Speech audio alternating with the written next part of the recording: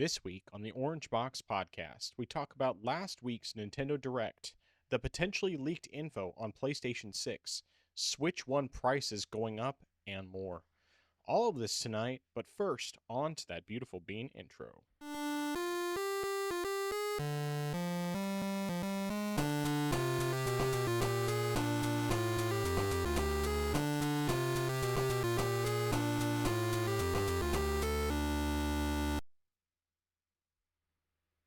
Welcome to the place where PC and console gaming talk combine.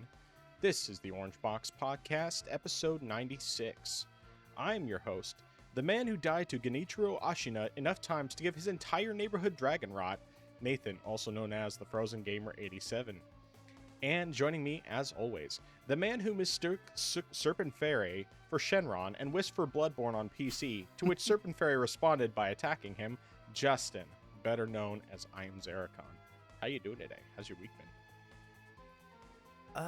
been? This week has been much slower than previous weeks, I will say. Nothing really too much of excitement happened, though last week, Thursday, was the day that I think I had mentioned before about having a team outing. So what happened was essentially our job catered lunch for us, so we had some Mexican food for lunch, but we left work early that day around 3 to go over as a group to the to our local aquarium. So that, and also the company paid for that as well, so that was definitely cool. Got to spend some time there and just have some camaraderie with my teammates. So that was pretty cool. Yeah, other than that, not really too much has happened. I mean, I will say, I guess I'm very grateful that we've had a bit of a cool spell this past week. Definitely has been much nicer outside. You know, you can actually walk a good distance, not have to worry about melting a bit away. So it's been nice. It's supposed to be getting a little warmer, but hey, I'm glad that we had the cool week that we did. So I'm not going to complain about that. Nice. Yeah, good to hear. I'm trying to think what has happened. Hasn't been real eventful overall. As you can see, I got this stack up polo shirt, which is nice because the problem is with me being fat. I mean, t-shirts just don't fit me properly. Like they have a tendency to, like, they'll sag in the back a little bit or something, and then it'll look like I'm a hunchback or whatever, and they just fit funny. So I prefer wearing collared shirts, and it occurred to me, hey, Stack Up should have polo shirts available, and was able to get a discount for, you know, being part of that. And so, I mean, it was still pretty pricey for a polo shirt, but it's a nice one. It fits comfortably and you know, promotes something that I actually want to promote. So it's like, hey, all good stuff. And then I also got my Dark Souls Trilogy soundtrack CDs yesterday, so I've been listening to that a bit today, and man, it's great stuff. I mean, I wish that there was more songs on it, but I don't feel like there's anything, I can't think of anything specific that I'm missing. But it was kind of interesting, like, especially listening to the Dark Souls 3 soundtrack, because that one, more of the bosses are not as fresh in my mind in terms of their musical themes, apart from the ones from the DLC, because, you know, the DLC I did recently. But, you know, like, listening back to the Slave Night Gale song, it's like, that is such a good song. And then, like, when I was listening to the music for Lorien, Elder Prince, well, the elder and younger prince, I was like, as I was listening to that, I was like, you know, I forgot how good this song was, because even though I heard it way too many times because of how many times I died to them. But yeah, it's just like lots of really good stuff here. And of course, frankly, one of my favorite songs in this whole set is the Majula song from Dark Souls 2. Like, I didn't realize how much I liked that song until, like, when I was finishing up the game. Well, I mean, like, I liked it from the beginning, but it like, occurred to me how much I liked it more when I just heard it out of context and was like, I really like this song. And then I was, listening to it a bit before we started. But yeah, the nice thing also is that because of the fact that I have these all, exported, in uncompressed wave format, like I pick up more of the musical notes and things like Ornstein and Smau, which I had the music, I had like the MP3 downloaded before, but now I have like the actual full uncompressed audio, and it just sounds great. And same with so many of the other songs in there. But yeah, really good stuff. So I'm enjoying that so far, and overall was a pretty reasonable price. I was looking to see if I could find the soundtrack for Sekiro, and unfortunately it's out of print. I think the only way you might be able to get it is in vinyl, and I don't want vinyl because that's pointless to me. Like, I like the idea of vinyl, you get the best quality audio possible and all of that, but apart from the fact that I don't have a record player because I got rid of the one my parents left behind because I just never listened to vinyl. I mean, I listen to everything on my phone. And even when I'm not listening to stuff on my phone, I'm typically not going to sit there and put on a record, So, to me, vinyl is just pointless. And I can't... I mean, there might be a way to get uncompressed audio from vinyl to where you'd be able to get it on a phone, but I have no idea if that's possible. And even if it is, it seems like it's way too much work to be worth it. So I'll just stick to CDs and rip the audio and call it good. But yeah, I wanted the... Anyway, that all being said, I wanted to get the soundtrack for Sekiro because I've been loving the music in that. But unfortunately, it's out of print. And I'm just going to have to look around, and if it's not available, then, well, I'll just have to get it by other means because it's not my fault that you guys don't make it possible for me to buy it. It's like, I want to buy it, but you don't make it possible, so whatever. It is what it is. Trying to think. So I did record the video for Why I Love PC Gaming, but I haven't decided... Well, for one, I haven't started working on it yet. The biggest issue is that while I had a list of points, sometimes it got a little bit, like, I'd forget something, I'd be talking and I'd try to keep it flowing, but because I didn't take the time to make sure it had a good flow, like, as an outline or anything, there was a little bit of jumping around, so some points I might have missed, and then other times it's like, as I was talking about one thing, I thought of something else that I should have said with another point, so then I added that on, and I'm going to have to do some splicing around, and then adding clips to it, and there's just a lot of work that I have to do with that. But what I'm thinking I will probably end up doing, because of how long it was, is that I will probably break it up into a bunch of individual videos, and then after the fact, do it all as one big video, so that people, because a lot of people are not going to want to listen to someone talk for an hour and a half in general. Now, if they like the stuff enough to where they want to listen to that, then they'll have the option. But I think apart from people like me, I mean, like, I like listening to long videos. I listen to long videos all the time. And to me, you give me an hour, 2 hours, 3, 4 hours, I'll listen to it a lot of times. It'll just be little by little. But that's not necessarily how most people are. So, anyway. If I could figure out a way to, like, really condense the points down to where I could have, like, a 20 to 30 minute video, that would be ideal. But considering how much I ramble, I don't know how doable that is. And I feel like I'd be leaving out a lot of points if I just do that. So it might be easier to just break it up and put it in a playlist and say, these are all the points that I want to talk about. And then if you want to watch the full version that has everything, that'll be separate. So I'll figure that out. I didn't record anything with the cooking yet. I did test out that onion ring recipe that I wanted to do because I figured it was probably a good idea for me to test it before I do it, like, officially, since for one, even though I figured it would probably be delicious, I just hadn't done it that specifically.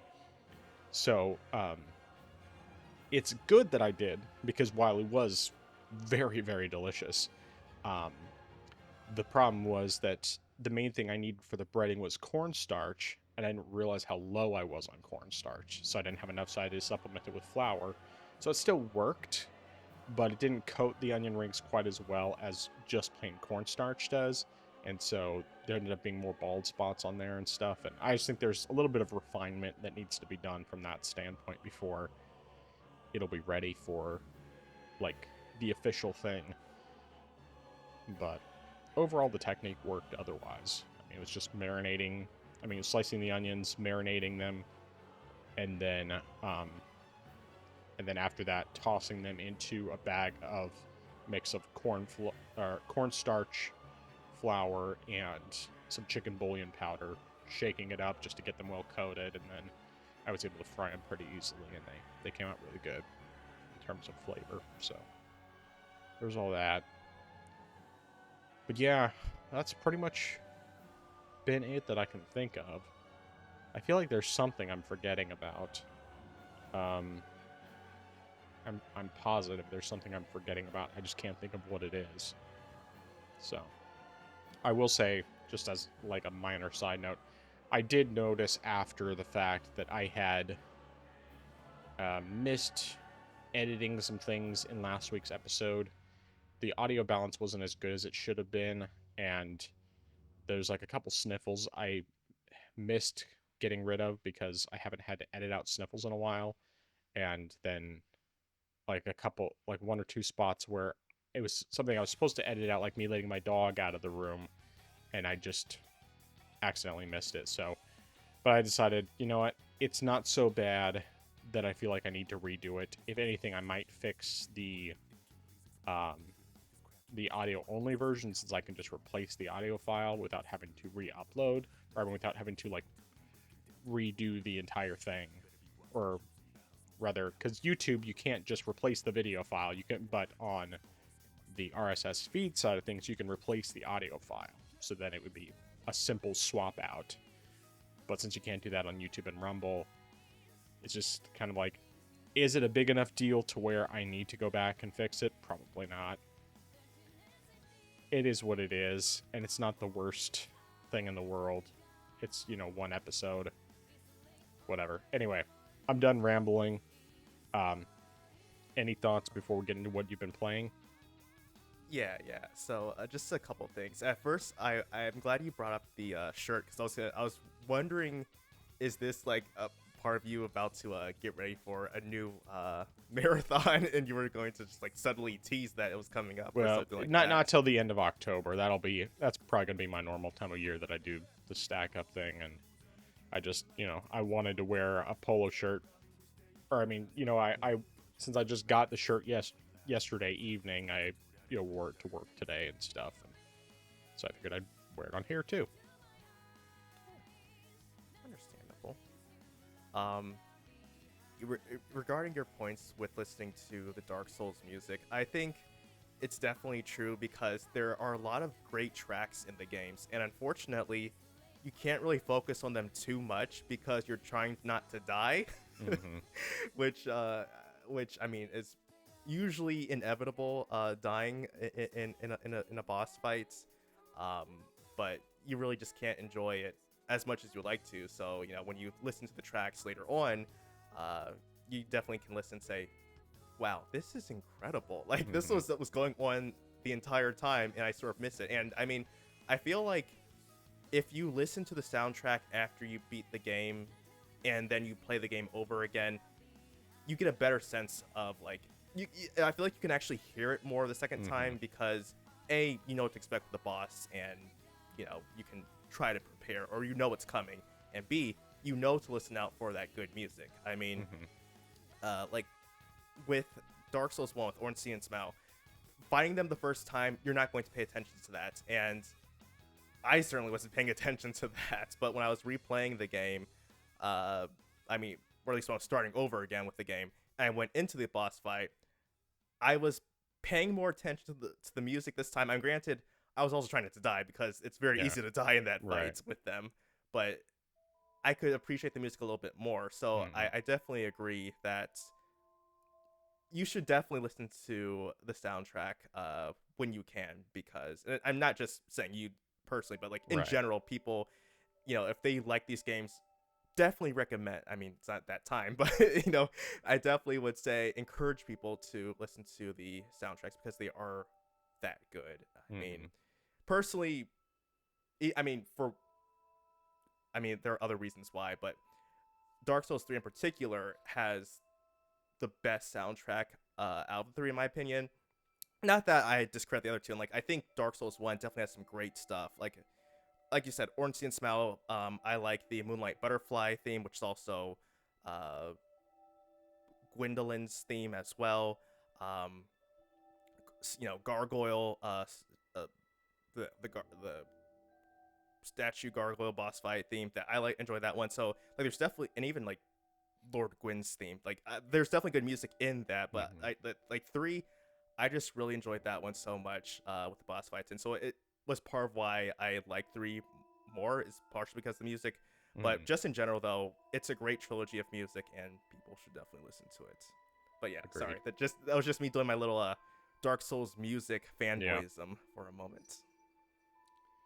I did remember a couple other things I didn't mention. Nothing huge, but I mean, we finished up that the fourth season of Stranger Things, and of course, it just very much teased season five, which is going to be the last season, and that's coming just before Thanksgiving. So, I mean, we'll be canceling our Netflix subscription probably. Well, I mean, before the month ends, um, and then we'll probably renew it right before Thanksgiving, just because of the fact that that way during that weekend we can binge the last season. So that'll be the plan on that front. But we also watched Venom: The Last Dance, which was pretty good. I think I like the first two better, but it was still funny and it was still enjoyable overall.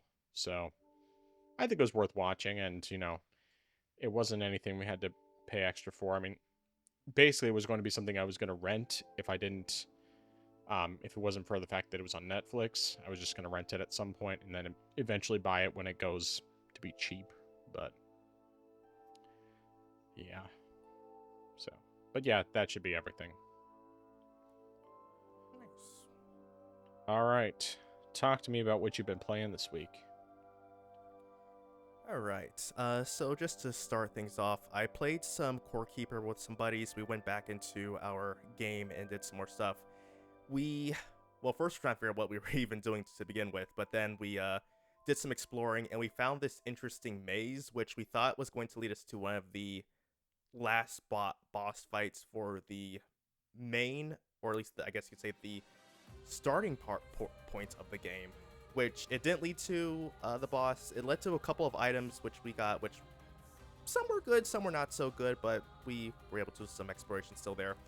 And then we eventually did find the boss fight, and considering the fact that one or two of the other bosses before then we had difficulties with beating, we went into this fight thinking it was going to be a challenge. And while it did provide a bit of difficulty, it wasn't what we expected. And I mean, we didn't have to even worry about healing because we were just doing that well Nice. overall.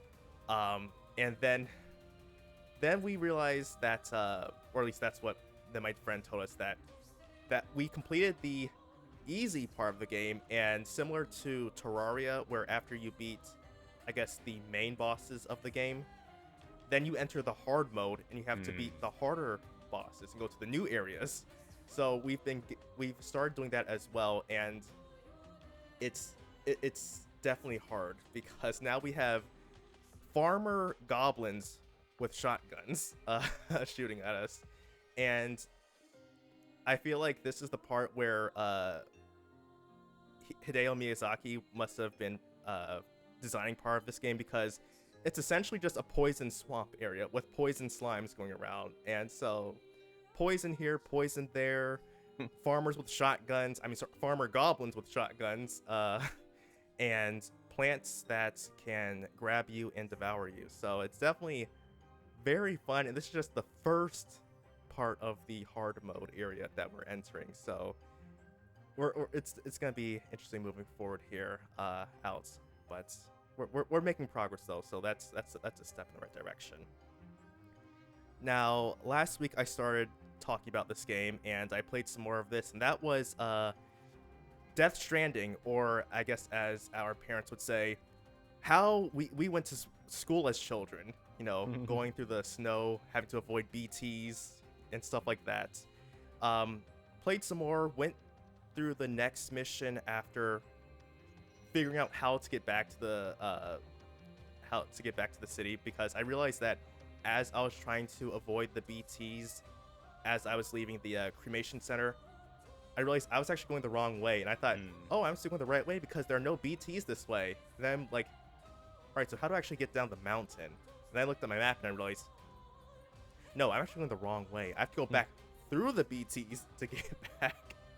And that was definitely tense for me, because it had been a while and I had forgotten I'd forgotten the controls for the most part, which sort of is going to make me feel like I'm going to have to put this game on hold for a while, just because this is a game that I think needs to have my mostly undivided attention. Yeah. And trying to balance this game with other games, especially while I'm trying to finish up Expedition 33, is going to be a bit of a challenge.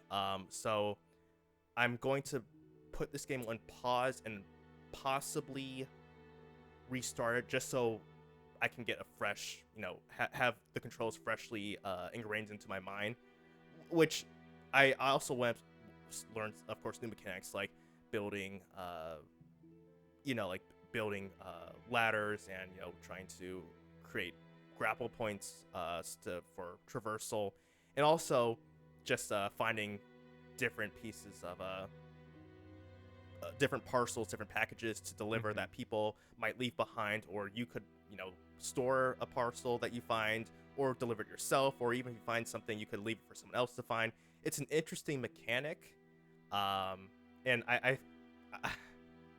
kind of feel like every package I see I have to grab and do something with it and try to deliver it, and I partially am thinking, well, I kind of have to go back if I want to deliver it, but I could possibly just save it in a, I forgot what they're called, but storage center, essentially, and come back later, or I could send it to someone else. And I don't know, part of me is just like, I feel bad for leaving this behind, because this feels like I could get it's beneficial for me if I get this. I can get some in-game reward. I could level up, or I could improve my stats or something like that, or reputation. So I feel like I should be doing it, but at the same time, I'm just like, I have no idea what I'm doing right now, and I feel like I don't want to damage a package as I'm trying to get around, and I don't know how much I can carry right now, or if I'll throw my balance off by trying to have everything organized or stored in my backpack. So I've been grabbing only a couple things here and there and trying to deliver stuff, but trying to play it safe for right now.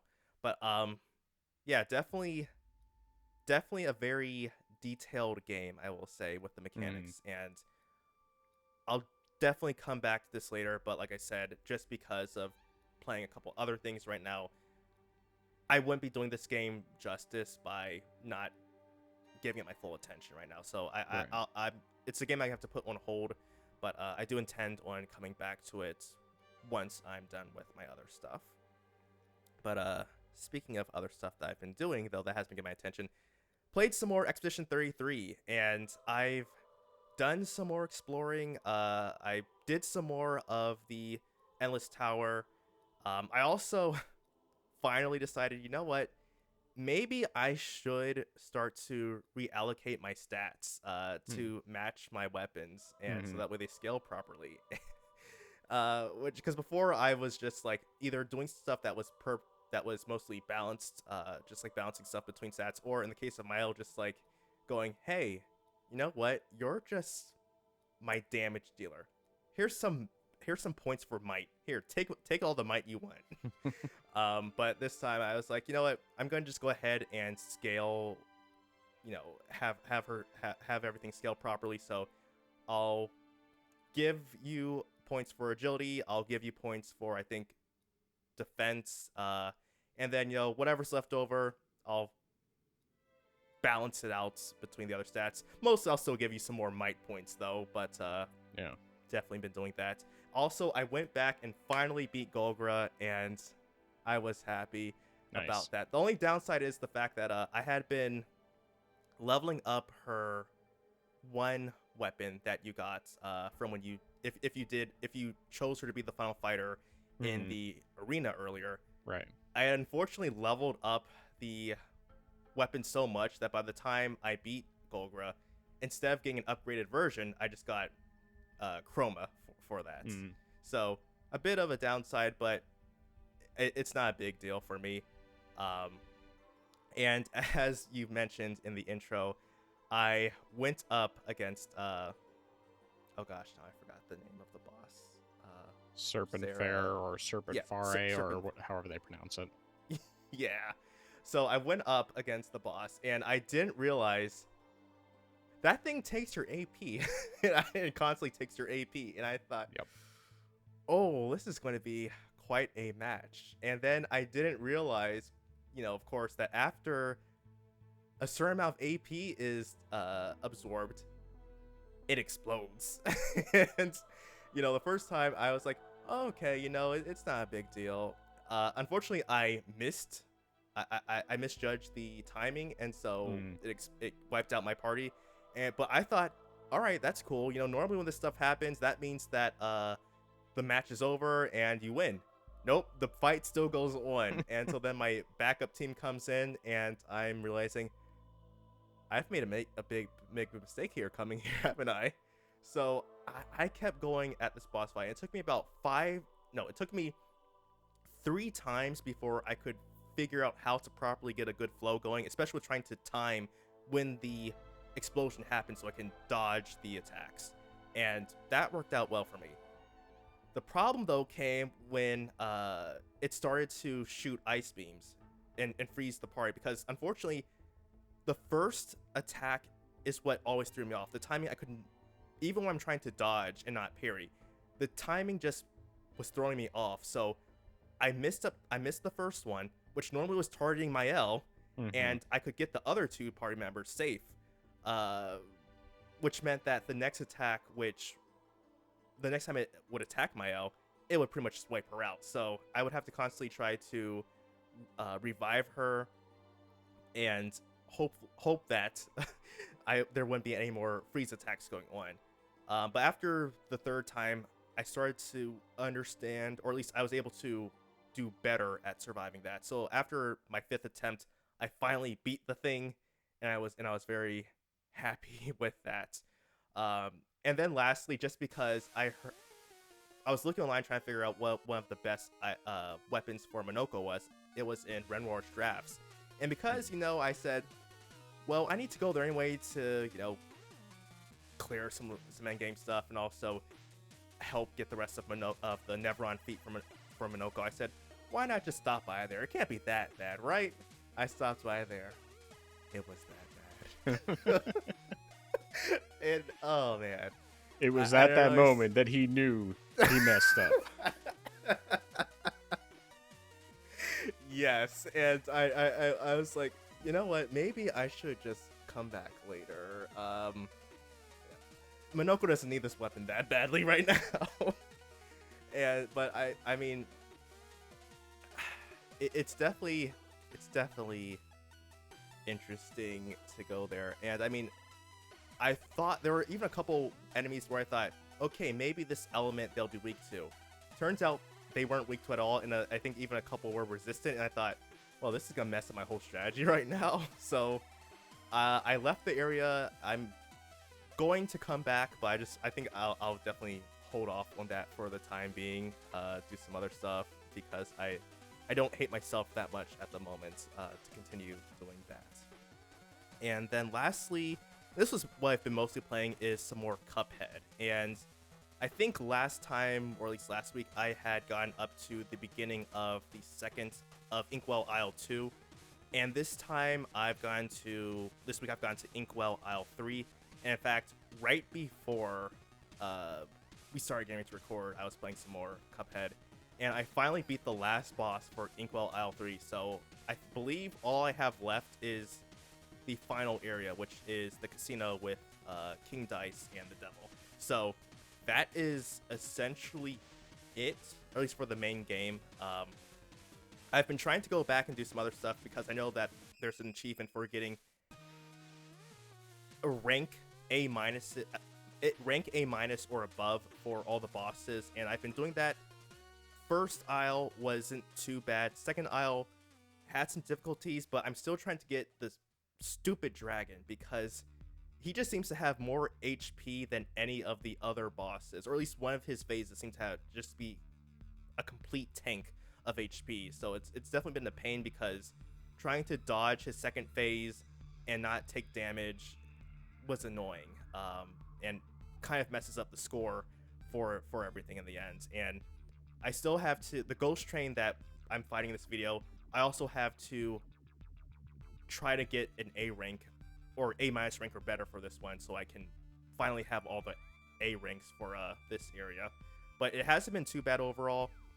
I think the biggest issue is going to be trying to get pacifist runs for all of the run and gun stages, because trying to get through those stages alive is bad enough by itself, but trying to get through them without killing a single enemy is even harder. So I'm gonna have to watch some videos on that. Oh, also I will say is that a couple of fights I'll say is mapping a few of the face buttons to the back paddles of the Steam Deck has been very helpful, especially with mapping either the dash attack or for mapping the shooting button down, just because sometimes trying to move your thumb for one of the buttons isn't very useful, especially if you're trying to like hold down the shooting button and yet you still need to dash at the same time. You know, you can't shoot and still move your thumb to Y or triangle to dash at the same time. You have to like decide what you want to do, especially if you're also jumping as well. So mapping that to the back button definitely helps a whole lot with some of these boss fights, or even just also doing the run and gun segments as well. So that's definitely been useful there. But yeah, that is everything that I have played this week. Nice.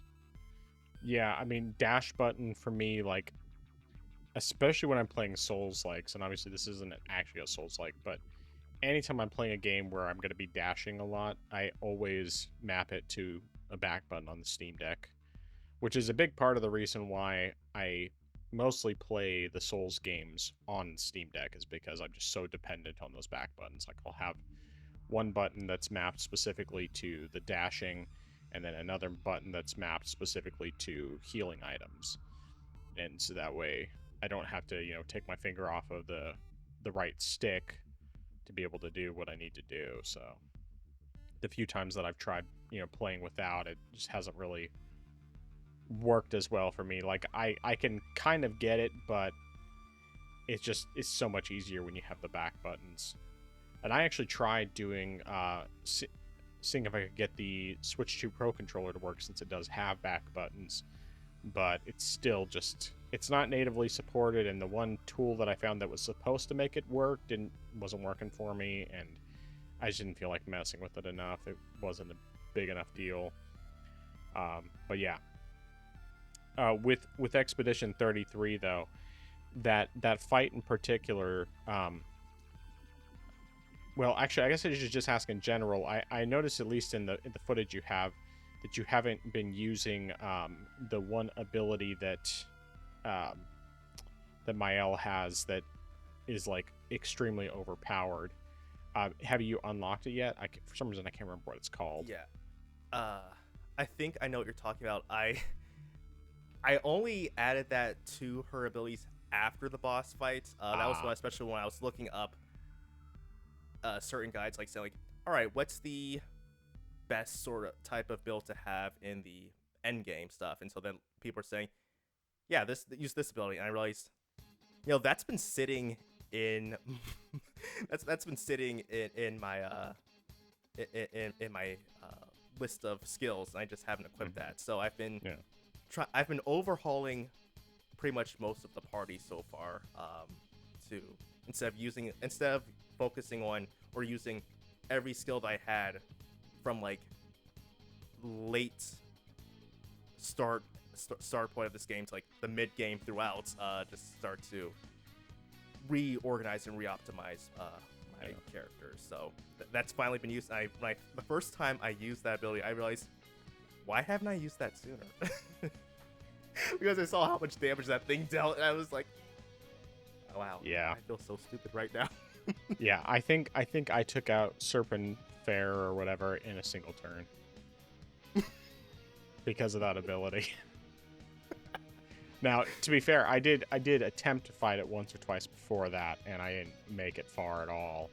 But yeah, once I used that ability, it was a pretty fast fight. I mean, it may not have been a single turn, but it was definitely, it didn't take long. It was probably 2 to 3 at the most. So yeah, good stuff. And obviously with Death Stranding, like I definitely understand, wanting to be able to focus on it more. One of the things that has helped me, and I would even say, might be worth considering, is not actually restarting whenever you decide to go back into it. Instead, just spend some time wandering around and refamiliarizing yourself with the controls. There's not a whole lot of pressure because, you don't have to deal with timing a whole lot. I mean, yes, when you're dealing with the BTs and all of that, obviously you have to be more careful. And the few occasions when you get into combat situations, it's good to be prepared. But early on in the game, there's the little bit of combat you do is not, the enemies are not difficult to deal with. And, where you are, you're still in the first area of the game, so you're not going to be encountering many enemies, and most of the ones that you will be encountering are really easy to take care of. So, especially, I can't remember. I don't think you have the rope yet, but when you get that, that's really helpful for stealth takedowns. So, and I don't think it'll be super long before you get the I can't remember the name of the gun, but it basically just shoots like ropes at the enemy, and you get that pretty early on. Or actually, no, you don't get that one as early. The one you get early is the shock gun, because that's something they added for the director's cut, and that also, I mean, that one you do get pretty early on. I'm pretty sure you get that in the first area. So, yeah, good stuff. All right, so in terms of what I've been playing, it's literally just Sekiro. That is the only thing I've played. Now, I earlier today, or well, last night when I was going to be going into, since I was going into the office today, I had booted up Assassin's Creed Odyssey because I wanted to make sure it was booted up before I went to the office, so that if I wanted to jump back into it, I would have the option of just, I could actually get in, because of course when I'm at the office I can't log into the Ubisoft stuff, so then I wouldn't be able to play the game anyway. But then I ended up, as I was, just like listening to YouTube stuff while I was working, I came across some videos showing like where to get all of the prayer beads that you need in order to upgrade your stamina and or your vitality and your not poise, whatever it's called. For some reason, I'm blanking on what it's called. But anyway, and when I was looking, I was like, there's some of them that I've missed in the areas I've already been to, so I ended up just playing more of that. But the footage I have, so I basically just have footage of both mini bosses and the bosses I faced. Unfortunately, in many cases, multiple cases, I accidentally forgot to start recording when I started up a mini boss, and so like there are several of them where I literally just have the final blow recorded, and then there's like one or two where I either forgot to transfer over the footage before I put together the clips, or or I just, like, the footage was glitched in some way or another. But most of the footage came through just fine. I played this almost exclusively on the Steam Deck. I did do a little bit on my desktop as well, which basically I think one of the last mini bosses um, in the footage here was recorded on my PC. So as an overall thing for my frame rate and everything, I've been getting right around 60. Okay, I mean it'll drop into the 50s sometimes. Um, but overall it's been closer to 60, especially once I remembered to turn off anti-aliasing, because on the Steam Deck screen it really isn't needed. The game actually still looks really good even without anti-aliasing, and it helps a lot with performance. But I've taken down like probably around 10 to 12 mini bosses so far. And like I said, most of the ones in this footage is just kind of like, okay, it's the final blow, because I didn't remember until the very end. But some of them gave me more trouble than others. I think probably, well, there was definitely that initial spear guy, the Shinobi Hunter. He gave me probably the most trouble initially, mostly just because of the fact that I hadn't quite gotten the Mercury counter down yet.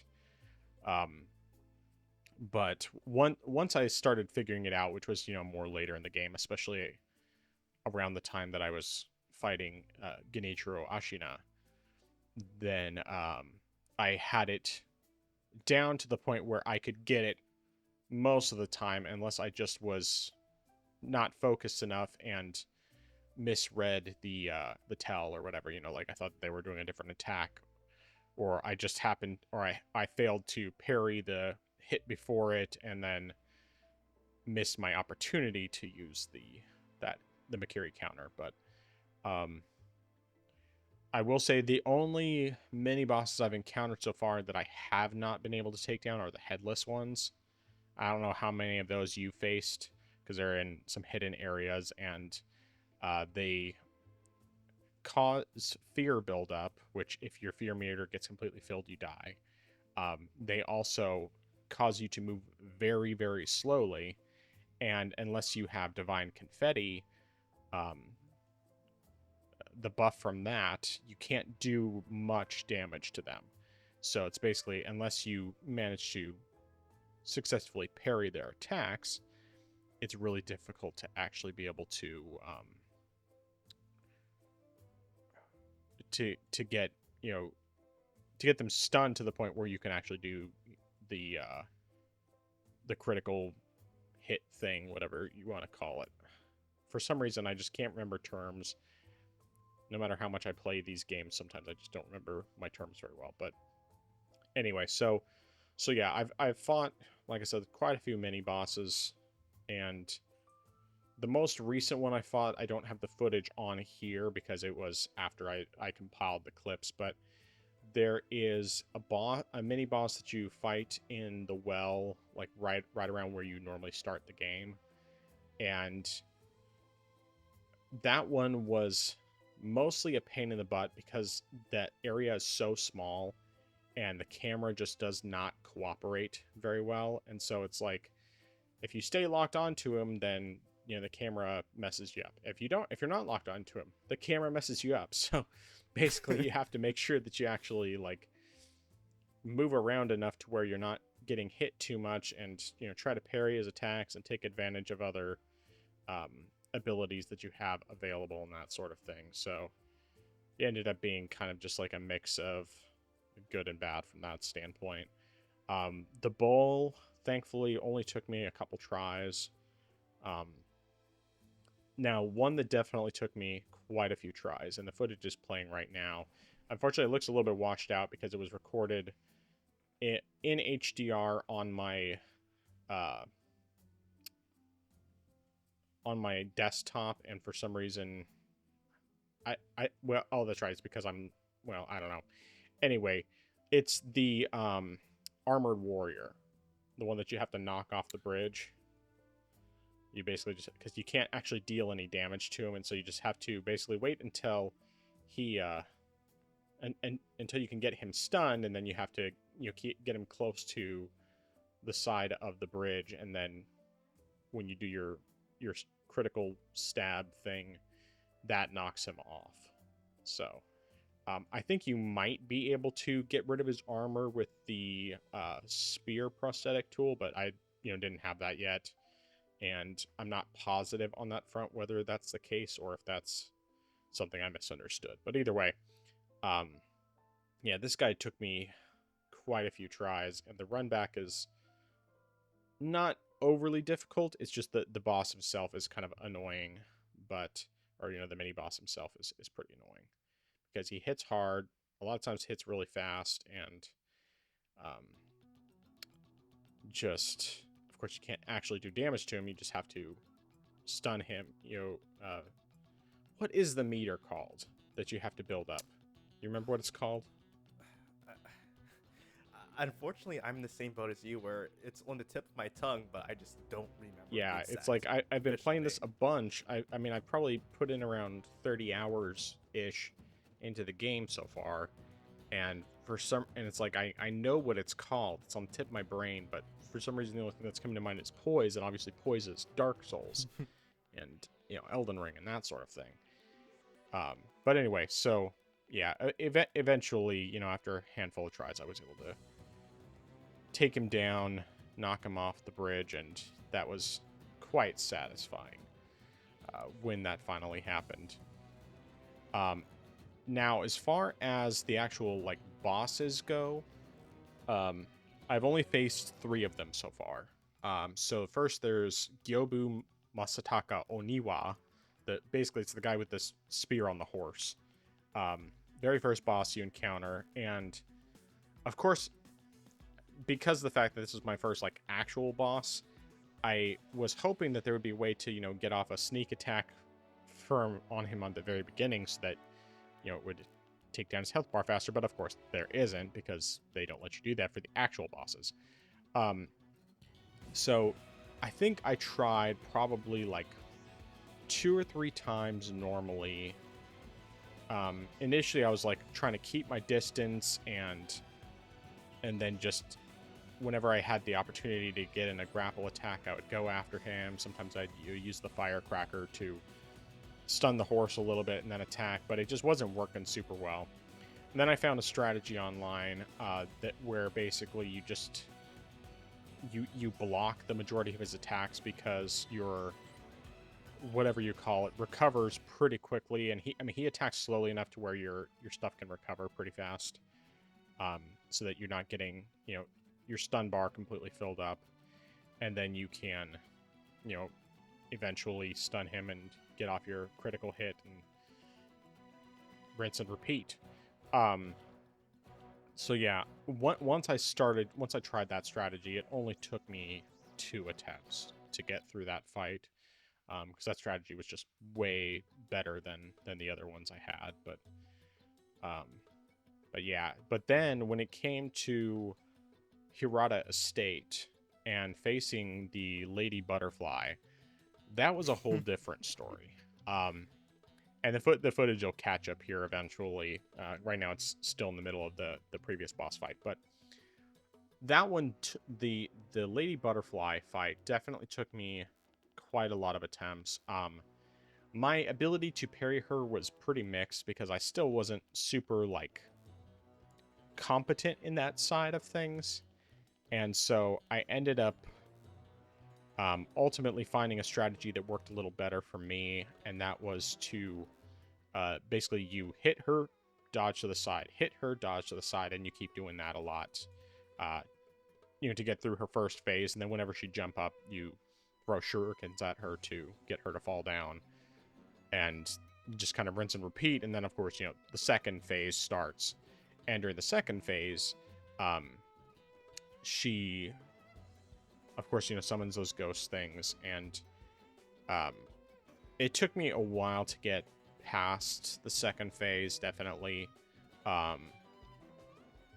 once I, found a strategy that worked for me, which was basically like when she summons the ghosts, I run around in circles until they disappear, and then avoid her like butterfly things that she throws at you, and then just keep trying to be aggressive and dodge and attack, rinse and repeat, so on and so forth, as much time as it takes. And eventually I was, able to get through that fight, but yeah, it was definitely an interesting one. I mean, at least I went into the fight knowing that she had a second phase, because if I hadn't known that, I probably would have been, like, yes, I beat her. I mean, of course, to me, I thought it was weird that she only had one of those bubbles, and then, it occurred to me, oh, that's right, I'm pretty sure she has a second phase. So, yeah, it was interesting fighting her. But then we get to Genichiro Ashina. And oh my goodness, I died to him so many times. So many times. I mean, like, I don't think this was necessarily on the level of like Soul of Cinder or the Twin Princes or anything like that. Like, it isn't on that level in terms of how many times I died, but I definitely struggled with the fight for a really long time. And I tried it both on my Steam Deck and on my desktop, and I very much found myself just in the position where, like, it took me a long time to even just make it to phase 2. And I knew that there was more than 2 phases, that, there was a third phase. And I very much was, like, not having a whole lot of success with parrying. I started to get better at it after a while. And then I was, more consistently getting to phase 2. And then, like, the first time I made it to phase 3, I got killed by his opening attack immediately. It's like, I finally made it here and I'm dead. And then, like, the next time I got into phase 3, I got hit by his first lightning attack and died. And, it's like, I'm grinding. I'm doing this over and over and over and over and over. I try different strategies. I try using the fireworks to, blind him briefly. I try doing the axe. For some reason, I can't remember what it's called, but the axe hatchet thing, whatever it is called. I tried doing that a bit because of the fact that if you can get the hits off, it builds that stun meter really fast. But the problem is, of course, that because the windup is kind of long on it, it takes a while to actually get.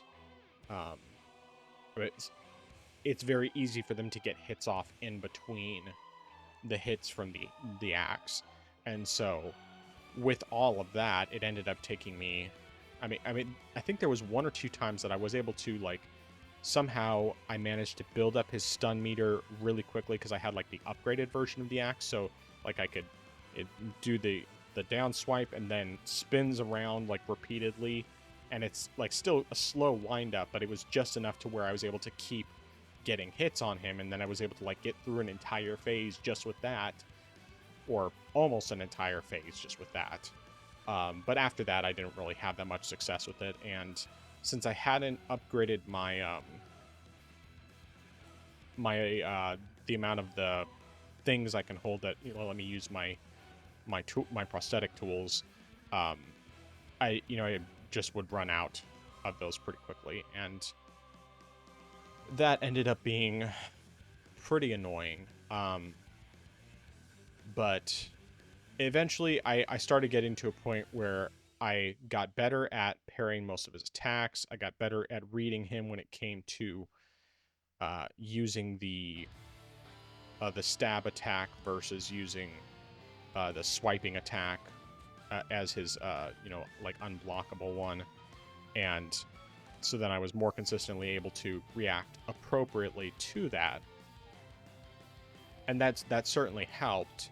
But then there would still be times where, like, even when I was consistently getting to phase 2, like, with little difficulty, sometimes without, occasionally even without getting hit. I mean, that was extremely rare. I think there was only once or twice I made without getting hit.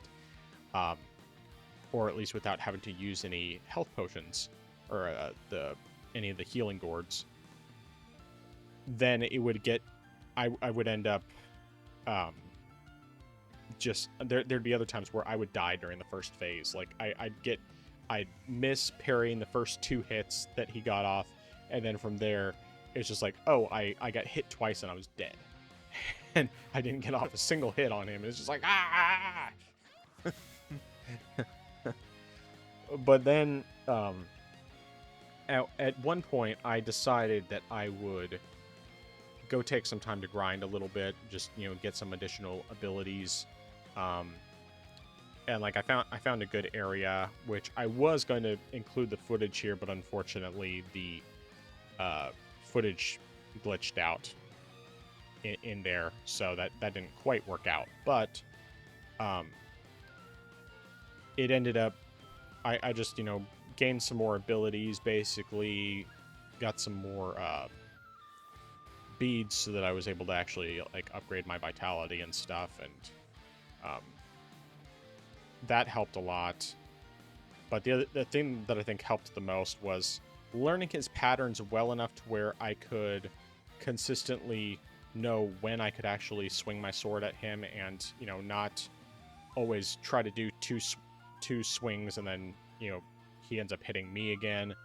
And there was one time I actually made it to phase 3. I didn't use a single healing gourd. I think I had both of my revives available, and then he killed me in that 3rd phase. It's just like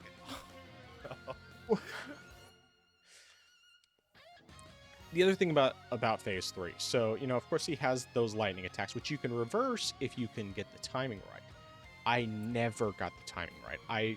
I tried, but I would always jump too early, so I wasn't able to reverse it. So either I would jump and just manage to avoid it somehow, which was the case more often than not, or I would jump and get shocked, and then sometimes I would manage to get out of it long enough to actually get myself healed and then be able to continue, and then other times I would not get out of it and would just end up getting killed. But it was very much like, this is ridiculous. I mean, at least I eventually was getting to a point where we're getting to phase 3, I could do most of the time. Now, how much I would get hit, how many healing gourds I'd have available by the time I got to the fight varied quite a bit. I will say that by the time I actually managed to beat him, I was not in a position where I had all my healing gourds by the time I got to phase 3. It was more like, nope, I don't have all my healing gourds. I have 1 left, and I used that, and then it was like very, very, very close at the end there, and like I just somehow, I just barely, mostly by just being extra cautious in my attacks and trying not to be too aggressive, because there are just times where I was like, typically you want to be pretty aggressive in that fight, but at the same time you also have to be careful, because if you're too aggressive too much, then you end up swinging too many times, and then he ends up trading blows with you, and you increase your chances of dying if you don't just get killed. And so just after all of that, I eventually kind of worked with all of the different tools at my disposal. I did use the axe somewhat in this final victory run. I managed to actually get through without getting shocked, even though I had a better idea of how what the timing was supposed to be for doing the attack, but I still just jumped way too early, and so I was able to avoid it, but I wasn't able to actually reverse it at all. And I wish that that was something that would pop up during an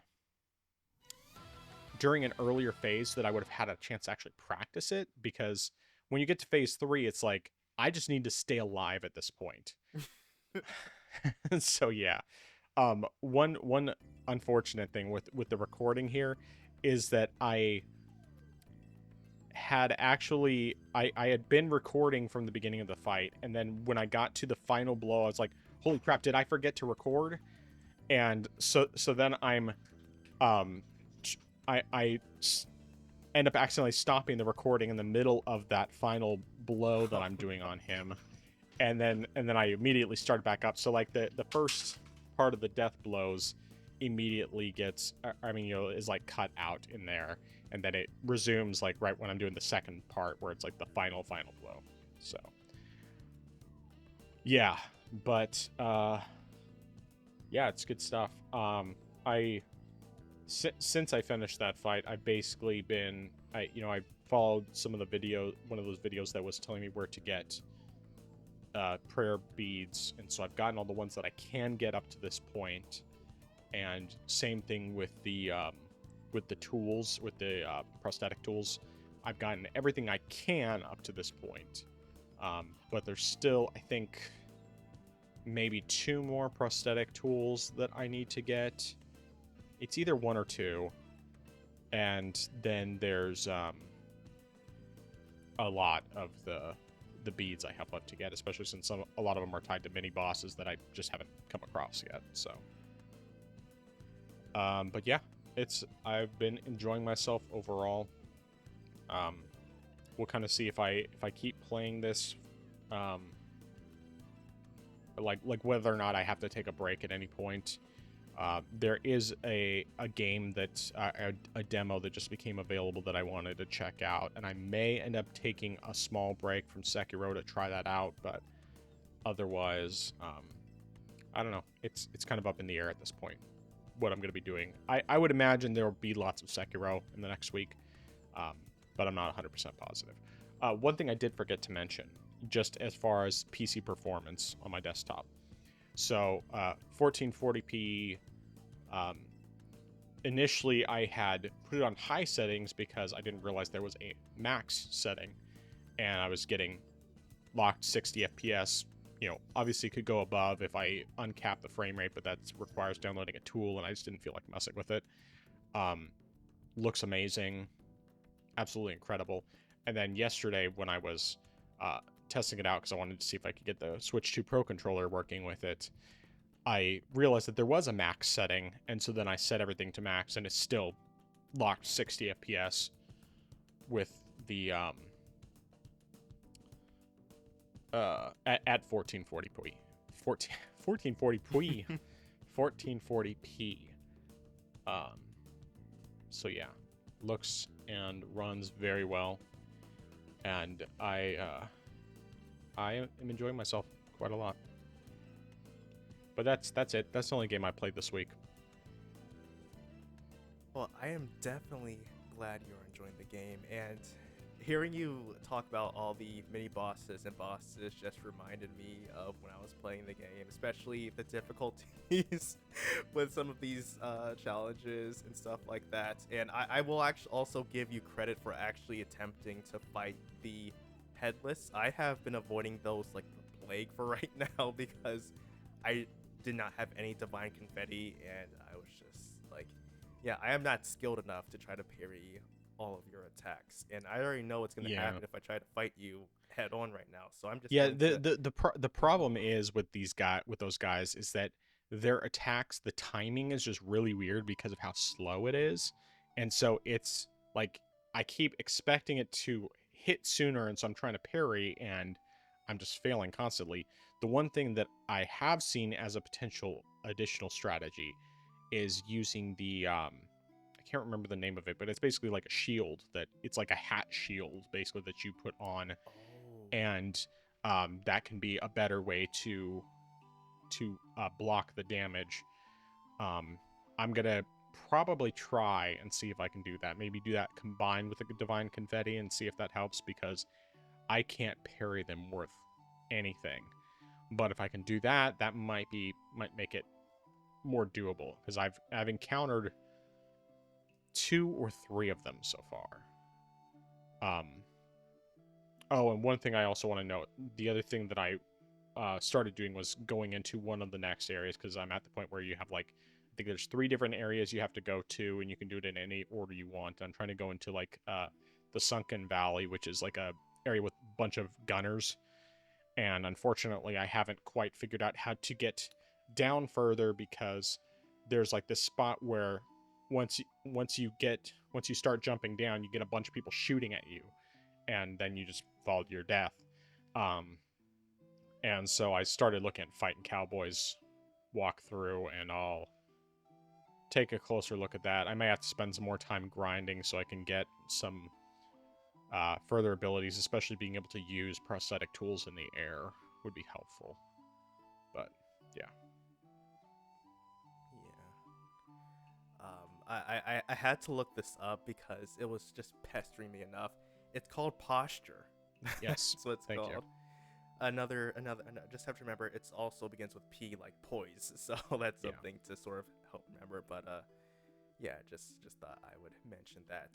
Yeah, Ashina, he was a jerk, and a lot of people said he is essentially the filter of this game, similar to Ornstein and Smell with Dark Souls 1. So as far as, I guess, bosses go, I mean, of course, for like maybe like end game bosses, that should be considered the hardest main boss so far, from what I've heard. Like I said, apparently he's just a filter boss. If you can beat him, you can beat the other bosses, essentially. So hopefully that's the case. I haven't gone too much farther. I think I got up to, I think as far as where I was when I was playing, I got up to before the ape you fight. Okay. I think that's about as far as I got, and I mean, I've heard that one has a little bit of difficulty to it, but I don't think supposedly it's as difficult as Ashina is. But yeah, definitely glad that you've gotten there. I think I've forgotten to go past the well at the beginning to face that one boss. What yeah, boss it's just was that one, you just go back into the well. And it's I mean, you can't, I don't know like what point exactly they're available, but it's from the gosh, what's the name of the area? It's Ashina something. Let me look it up. I'll just look it up on my Steam Deck. I'll be able to find that very quickly. But it's I think it's Ashina Reservoir. There's right nearby that there is the it's in the Ashina Castle, or no, yeah, it is Ashina Castle, and under Ashina Reservoir. So there's the sculpted idol at the Ashina Reservoir, and like you can go down, and then if you go down and forward and stuff, there's enemies that you face that takes you back up into that tower where you initially woke up after you got resurrected, after you got your arm cut off and everything. And then but if you go a different way from that sculpted idol, you can get back to the well that you initially came out of near the beginning of the game. I mean, during the prologue. And yeah, I had to look it up because I couldn't figure it out based on what I was seeing, and then once I actually saw where it was, it's like, oh, okay, I see where it is. Oh, okay.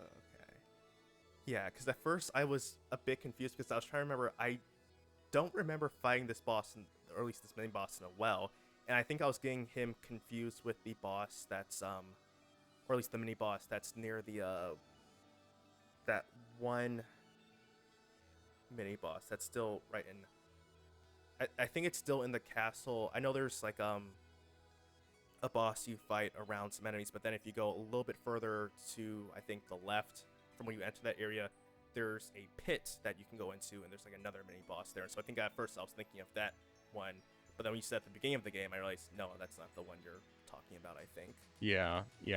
I think I know which one you're talking about. I'm pretty sure I fought that one as well, but that's a different one. Because that one wasn't bad at all. Like I think I probably did that one on my first try, but this other one, it's just like the well, it's a very narrow space, and so you have like one square area and then just a narrow hallway, and you can get a sneak attack if you don't jump down the first entrance and you go all the way to the back. You can see him from above, and then you can drop down on him and get the first hit in, but he's a pain.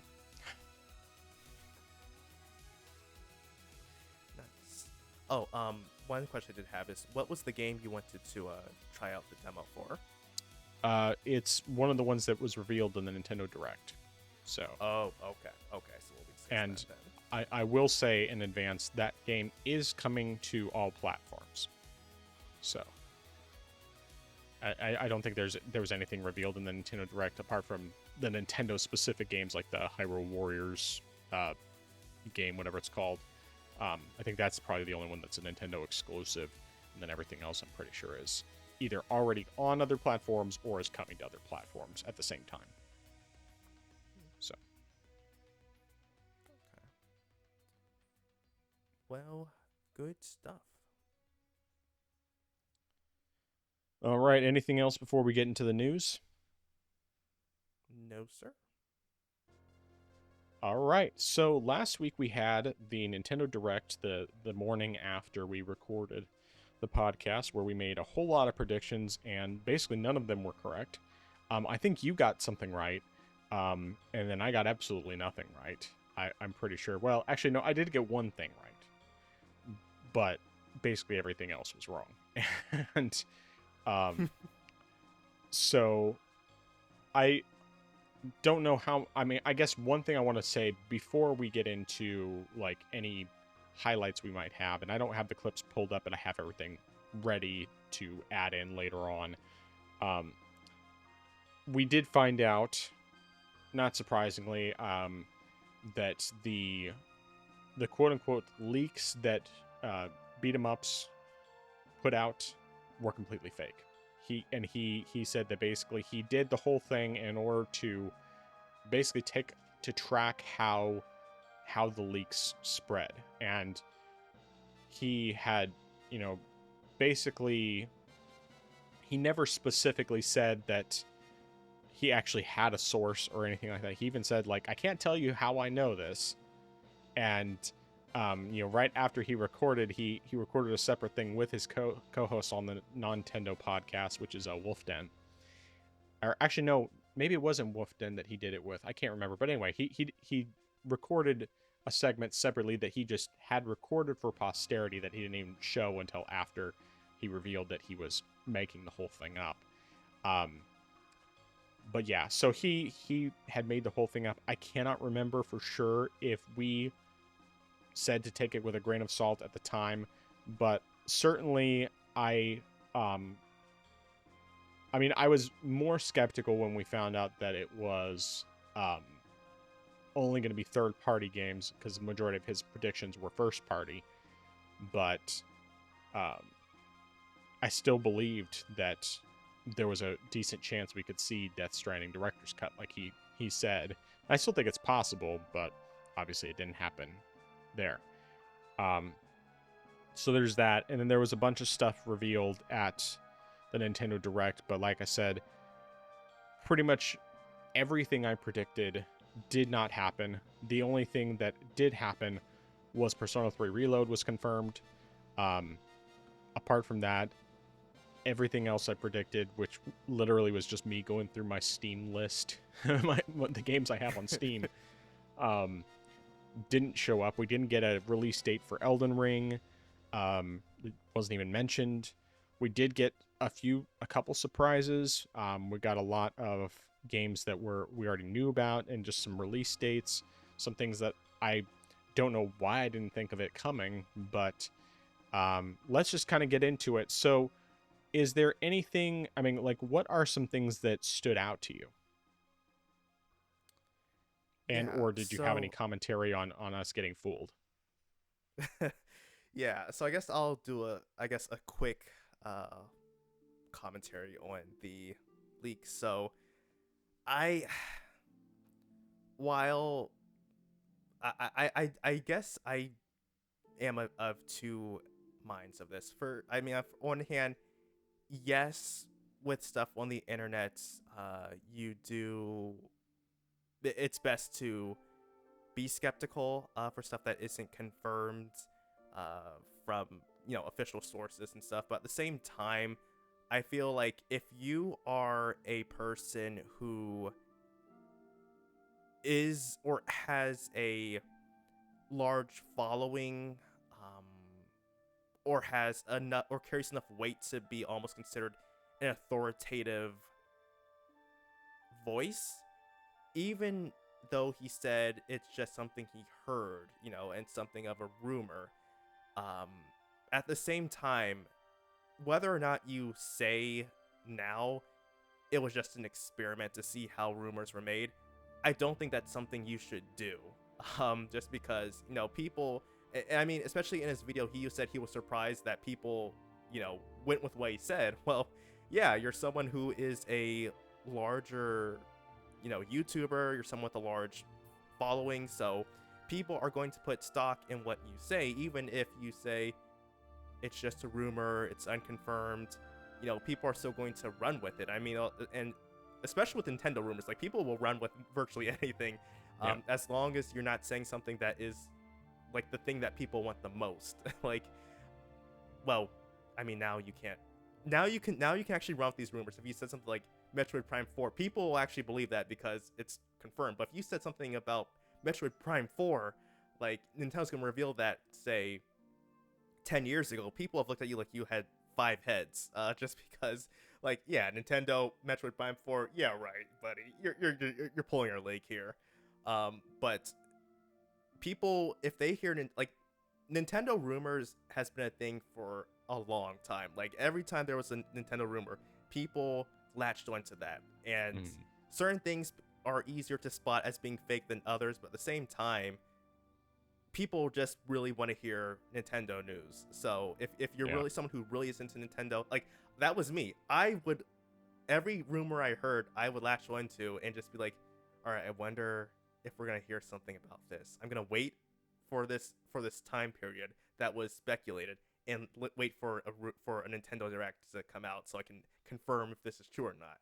I'm waiting for this Nintendo Direct, so people are going to do that. So he really shouldn't be surprised by people, being shocked at it not being true, or people being disappointed or upset with him with doing this, because, like I said, you are a larger figure, so people are going to put more stock in what you say one way or another. And so I think that with having a large following, I mean, I'm not saying that you're obligated to, and people say there's that weird relationship, that weird parasocial relationship, between a content creator and the fan base, and that's definitely true. But I still think that you should have some.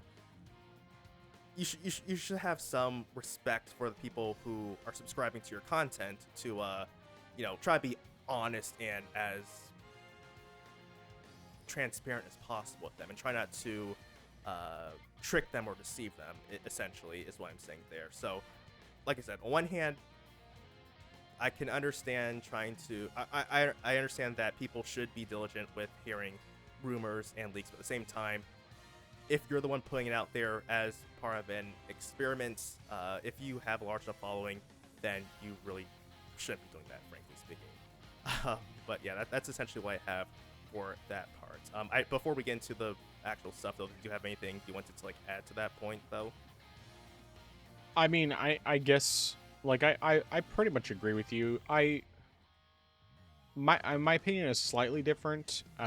Like, I think realistically, we all probably should have been a little more skeptical. And honestly, like, I didn't really think about the fact that he had never been a leaker in the past. And I just kind of figured, I mean, because I haven't really followed his channel closely in a really long time. And the guy's got I think he has almost 2 million subscribers, or at least, did at the time, at least before the truth came out. I find it interesting, looking at the way that people latched onto the rumors, even though, like you, I very much always was someone who would latch onto those rumors when I was a Nintendo fanboy. And I mean, I should have thought about the fact that pretty much, with the exception of someone like Nate the Hate or Jason Schreier putting out stuff, most of the time you really have to take it with a grain of salt, because, like, if Nate the Hate says it, I'm pretty much believing that it's going to be true, whether it is immediate or a little bit further down the line, because his track record has been so solid. Same with Jason Schreier. You know, I don't like the guy at all, but he is a good journalist. He does his work, and, you know, he does his due diligence. And when he says that something is happening, I don't think he's been wrong so far. So,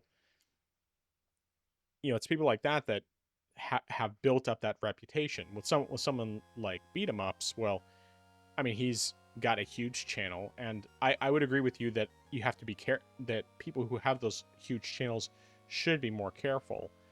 But at the same time,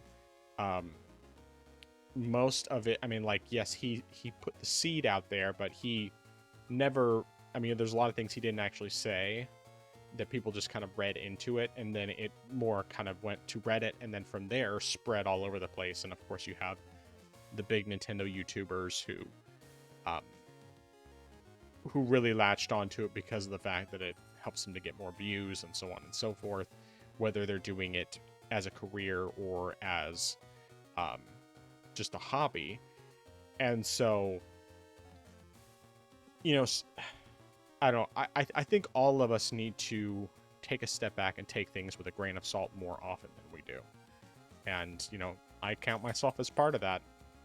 I wasn't 100% convinced, and I typically tend to take things more with a grain of salt unless it's from a reliable source who's been consistent in the kinds of things that they've reported.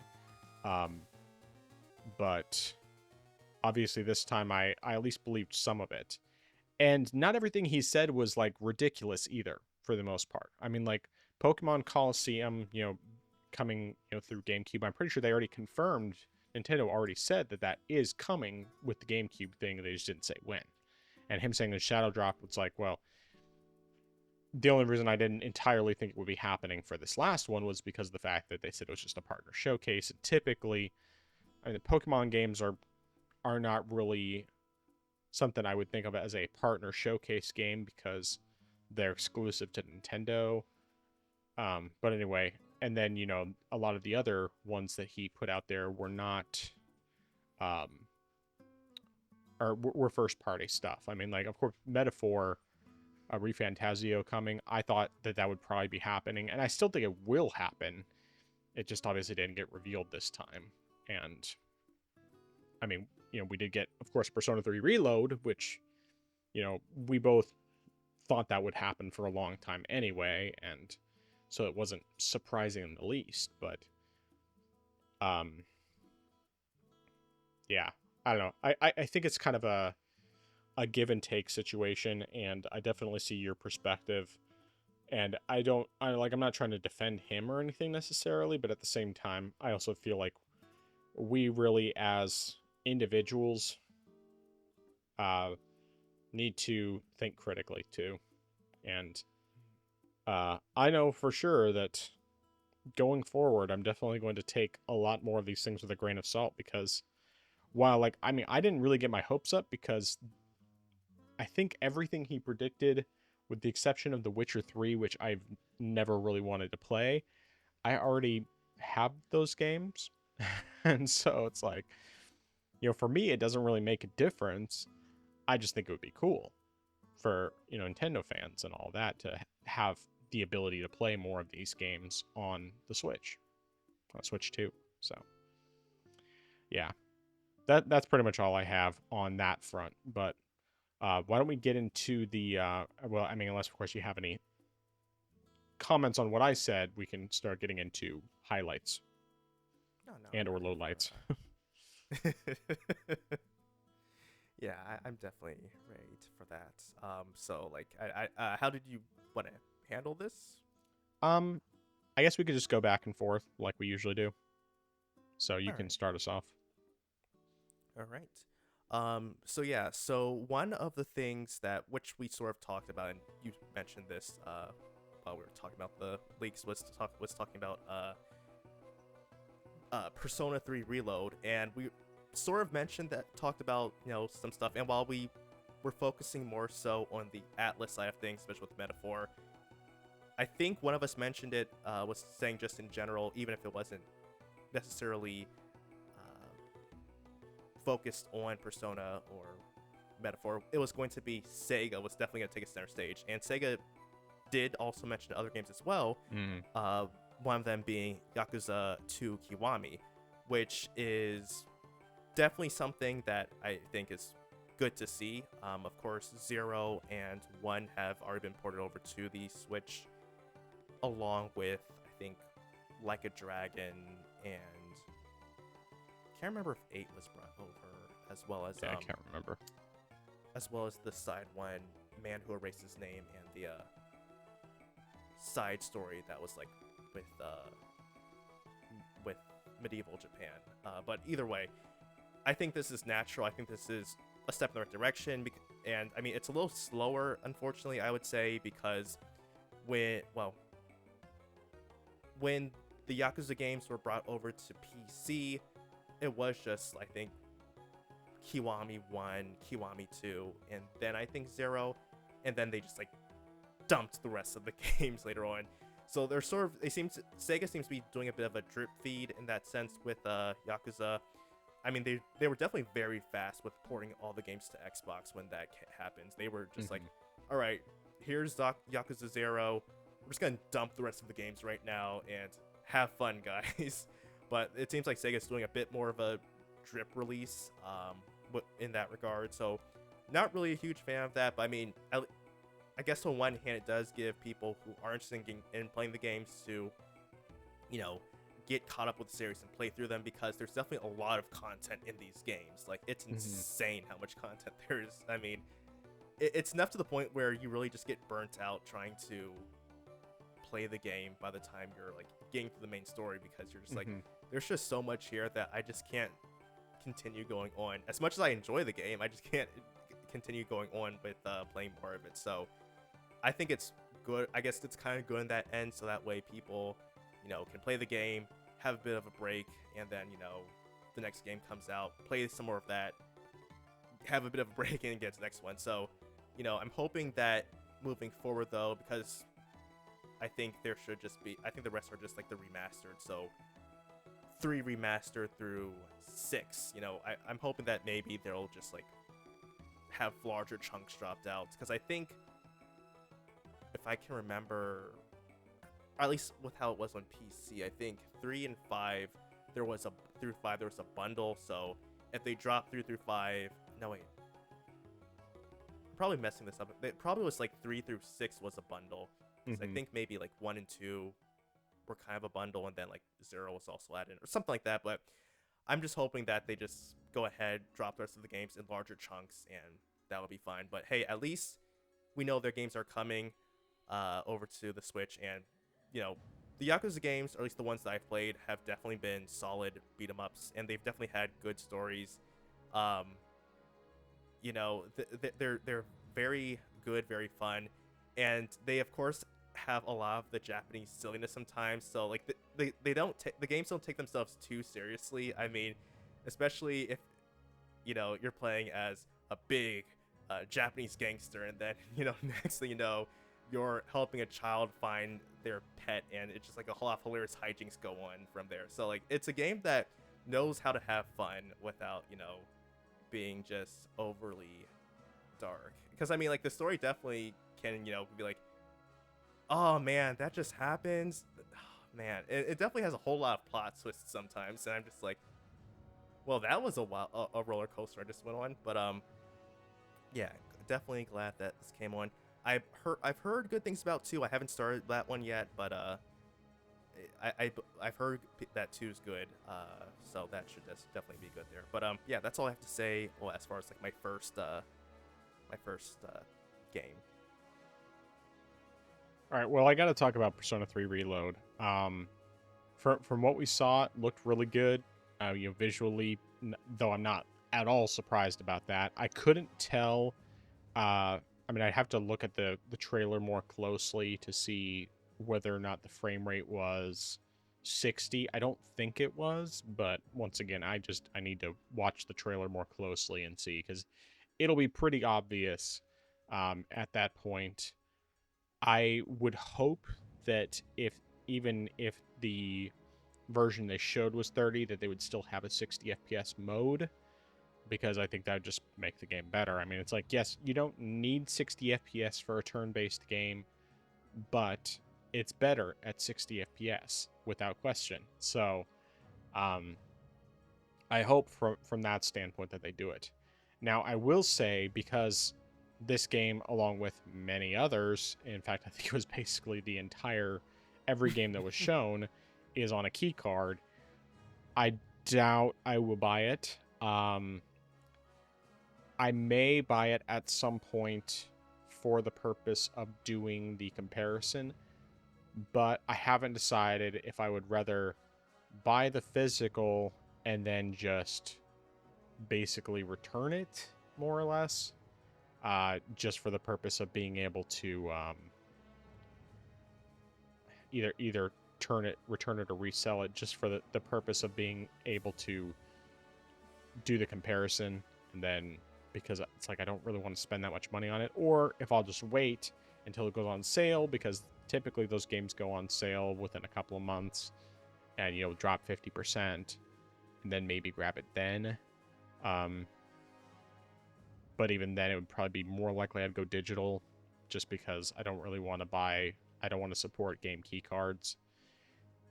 It's like, it's catch-22. You're basically, either you're buying the key card, which gives Nintendo the idea that key cards are okay, or you're buying the digital, which gives Nintendo the idea that people don't want the physical. But it's like, I want the physical. I want the actual physical. The one thing I will say about that, though, is that as long as Nintendo is only doing these key card things for the majority of third-party games, I'm not going to be tempted to buy the games nearly as much as I was before. Because before it was like having the physical game on the cartridge, having the physical cartridge with the full game on it, which made it a whole lot more tempting, versus what it is now, where third-party games, almost none of them had the full game on the cartridge. And so it's just kind of it feels pointless to buy it if it isn't gonna have the full game. We'll see after this survey they sent out if that makes any difference with Nintendo, but I'm cautiously pessimistic on that front. So, but yeah, I still thought it looked cool. I'm glad that it's gonna be on the Switch 2, especially for those who didn't already purchase the game elsewhere, because it's like now you'll have a portable version. I mean, that's great. I mean, I already have it portable on Steam Deck and have since it came out last year, but might as well offer it to people who don't have Steam Decks or who just prefer Nintendo. I will say that if this game was fully on the cartridge, which I already know it's not unless something changes, I would probably buy it physical as well, because I already have most of the other Persona games physical on Switch. The only one I don't have is Persona 3 Portable, but I don't really consider that one to be worth it when Reload exists and it's so much better. So, but yeah. Do you think that, because Limited Run did the physical for the other Persona games for Switch, correct? Well, for 3 and 4. For 3 Portable and 4 Golden. But for 5 Royal and Strikers and Tactica, those were just in stores normally. Okay. Because I was going to ask, do you think Sega would go back with Limited Run and possibly do a full physical release with them, or? It's not impossible, but I highly doubt it. I mean, I think the only real reason why they did that with 3 Portable and 4 Golden was because of the fact that there was no physical version otherwise. So. Okay. I mean, technically there is a physical version of 3 Reload, it's just not the full game on the cartridge. Even though realistically, I mean, if it wasn't for the fact that obviously they chose not to do it because the 64 gig cart is more expensive than a key card, they absolutely could fit it on a 64 gig cart, because I'm pretty sure the game is only is under 40 gigs on PC, and that's with 4K textures and everything. So whatever.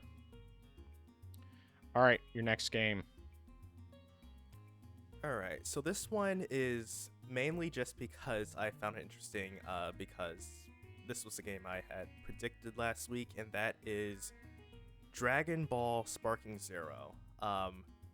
And it did show up, and I, I'm a bit disappointed by what I saw because the game doesn't look that great sometimes. Some of the parts I saw for the trailer, and I mean, a couple times, the models looked like almost reminded me of the models from Budokai Tenkaichi 2 and 3 from the PS2 and Wii. Just because of how crunchy they looked, how crunchy those pixels looked, and I was like, "Ooh, this isn't gonna be a good port, is it?" And, I mean, I could be wrong, but I'm just hoping it's not the case. And I mean, this really needs to be 60 FPS, which also is interesting. Is because of the fact that it's coming to the Switch and the Switch 2, which is like, I'm hoping that what was shown was from the Switch version, which would be weird because you want to show off the Switch 2. I'm pretty sure it said in the trailer that it was Switch 2 footage. Okay. Yeah, so I'm hoping that it also runs at 60 FPS, at least on the Switch 2 version. I mean, the Switch version, I don't know how well that's going to run. I mean, the original Switch version, I don't know how well it's going to run, but hopefully well. But the crazy thing, of course, as you mentioned, is this partner direct has been pretty much, oops, all game key cards. And the Switch version of Sparking Zero, I believe, actually is all on cart. But unfortunately, there's no upgrade for it, though, for the Switch 2. So if you have a original Switch, good news is the game will be on the cartridge. Bad news is you can't upgrade it, and you have to buy it all over again, and it's only going to be either digital or it's just going to be keycard. But yeah, so it's interesting seeing the game there, but at the same time, what I saw was a bit concerning in those regards. But yeah, that's what I have to say for that. Yeah, my guess is they probably turned off anti-aliasing because that would help it perform better. I don't know for sure if that's the case, but I know that like Nintendo notoriously doesn't actually put anti-aliasing in their games, in their first-party games, which, you know, I feel like in general it really hasn't been a problem. Like the games still look great on the handheld especially, and a lot of times even on the big screen they usually look pretty great even without the anti-aliasing, because it's art direction more than anything else. But yeah, in this case, I definitely noticed a couple spots. Like there was some spots where it definitely was looking a little more crunchy, and then other spots where it was looking smoother and nicer. But I think it was like the gameplay itself looked more crunchy, and then the cutscenes looked better. It seemed like that was probably more the case. Maybe I'm wrong on that front. Hopefully, like you said, hopefully it'll actually be 60, because like I remember I got Xenoverse 2 on the Switch when that first came out, and that was only 30. I mean, for obvious reasons, but yeah, I like you. I definitely don't like. I really hate that there are so many of these games that have the full game on the cartridge for the Switch version, but then they're the game key card for the Switch 2 version, and there's no upgrade path. Because like I was looking at, for example, Raidou, the Soulless Army or whatever it's called, the one that's like a Shin Megami Tensei spin-off that came out. It's like an action RPG that came pretty recently, and I was considering it on the Switch, the Switch. But the thing is of course that one, once again, it's a key card for the Switch 2 version. The full game is on the Switch 1 version, but there's no upgrade path. And so if I can't get the full game on a cartridge, then I'm not going to bother. It's just not worth it to me. I'd rather just wait and then grab it on PC instead, because it's like if I'm basically going to have a digital game anyway, I might as well have the best version. I mean, it's just, yeah. One of the many reasons that I prefer PC gaming. It's like Nintendo could easily have knocked it out of the park by just offering developers more options for game cards. And than continuing to have games that are actually like full games on the cartridge more consistently, instead of it being there's like a few games other than the first party Nintendo ones that are actually the full game on the cartridge, and the rest of them, oops, all key cards. So but yeah. All right. Something else that stood out to me a bit um, was really just, it was surprising, but also not surprising. It was only surprising in that neither one of us even thought to predict it, and that was that Apex Legends is coming to the Switch. Um, I don't have any interest in the game, but I know lots of people who love it, and um, as the guys on Married to the Games lovingly called it, Ajax McFlegends. Um, it's like, I'm sure it's fun. I'm not into battle royale games, and I mean, it was obvious that it would be coming to Switch too, but for some reason, neither one of us thought of that. It's like, we predicted other EA games that were not revealed at all, but we didn't predict one that was really obvious, a free-to-play game that is immensely successful and will probably still be successful on the Switch too. Yeah, so that was my next one. All right. So this one was something that partially interested me just because of something you did, or a game you had been playing a few weeks ago, and I thought, you know what, maybe it encouraged me to want to play this game, and that is Pac-Man, Pac-Man World Repack 2. Mhm. And I when you play the game, I was like, and you showed the gameplay, I was like, this actually is kind of interesting. I didn't play it originally when it came out, and in fact, shortly after I saw it was available in Green Man Gaming for, I think, $5.49. So I said, no, I'll go ahead and buy it there. But when I saw the trailer for the sequel, I said, you know what, that's gonna go on my wish list right now. And it definitely looks fun. And like I said, when you showed the gameplay a few weeks ago, I said that looks interesting, that looks good. So when I saw the trailer, I said, yeah, that's a pleasant surprise. I'm definitely interested in this, and it's available in Steam too, so that's going on my wish list. But yeah. Yeah, I definitely agree on that one. It's funny because I just assumed for some reason the repack was a combination. That the first repack had both games. It didn't occur to me that it was just a remake of the original game. And I actually have the Pac-Man World 2 on the GameCube. I've never played it because it was just a game that came with the GameCube when I bought one. What was that, like 2013? Yeah, 2013. I bought a used GameCube, and it came with a handful of games, including Luigi's Mansion, I finally got it around to playing it, ended up loving it, as well as like Paper Mario Thousand Year Door. Once again, finally got a chance to play it and loved it. But yeah, it's like I held on to Pac-Man World 2 because I was interested in, because it's like, oh, a Pac-Man 3D platformer. I love 3D platformers. I'll check it out, but I've just never bothered with it. And now that the remake is coming, I'll probably end up grabbing it at some point. But I'm definitely just going to add it to my wish list and then wait for a sale, because, I mean, I bought the Switch version of Repack right when that came out, and I mean, I think it was either $30 or $40. It was, pretty cheap, but I never played the Switch version at all, and then ended up eventually just grabbing it cheap on Steam instead, and played it on Steam Deck. So, but yeah, looks pretty cool. Definitely will keep my eyes peeled on that one, even if it's not, well, it definitely won't be a day one purchase, but maybe whenever I finish the first game, if I'm hankering for more, I'll watch out for a discount and grab the second one. So something else that stood out to me, and not really in a good way, was Star Wars Outlaws. So it's funny, when I watched the trailer initially, I thought it looked kind of rough. Like there's some issues with like the character models and that sort of thing. And then when I was going through the recorded, because I recorded the direct so that I could just chop it up for the clips that I'll put in the video version of the podcast. And I was looking at it again. I was like, actually, most of it looks perfectly fine. It's just the main character that looks terrible.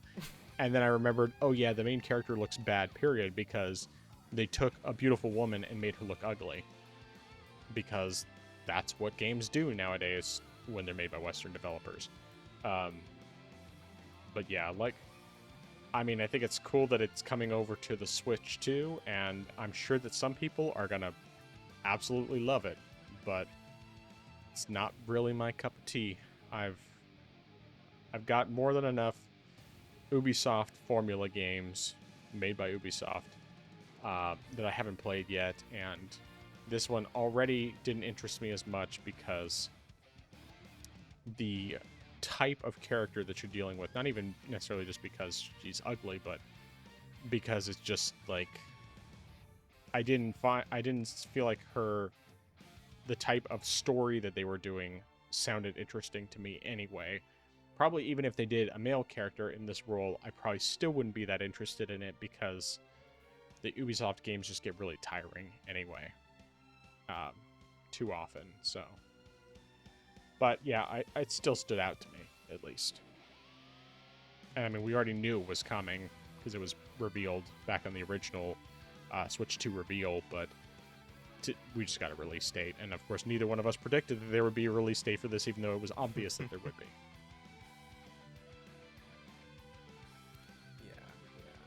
And I definitely agree.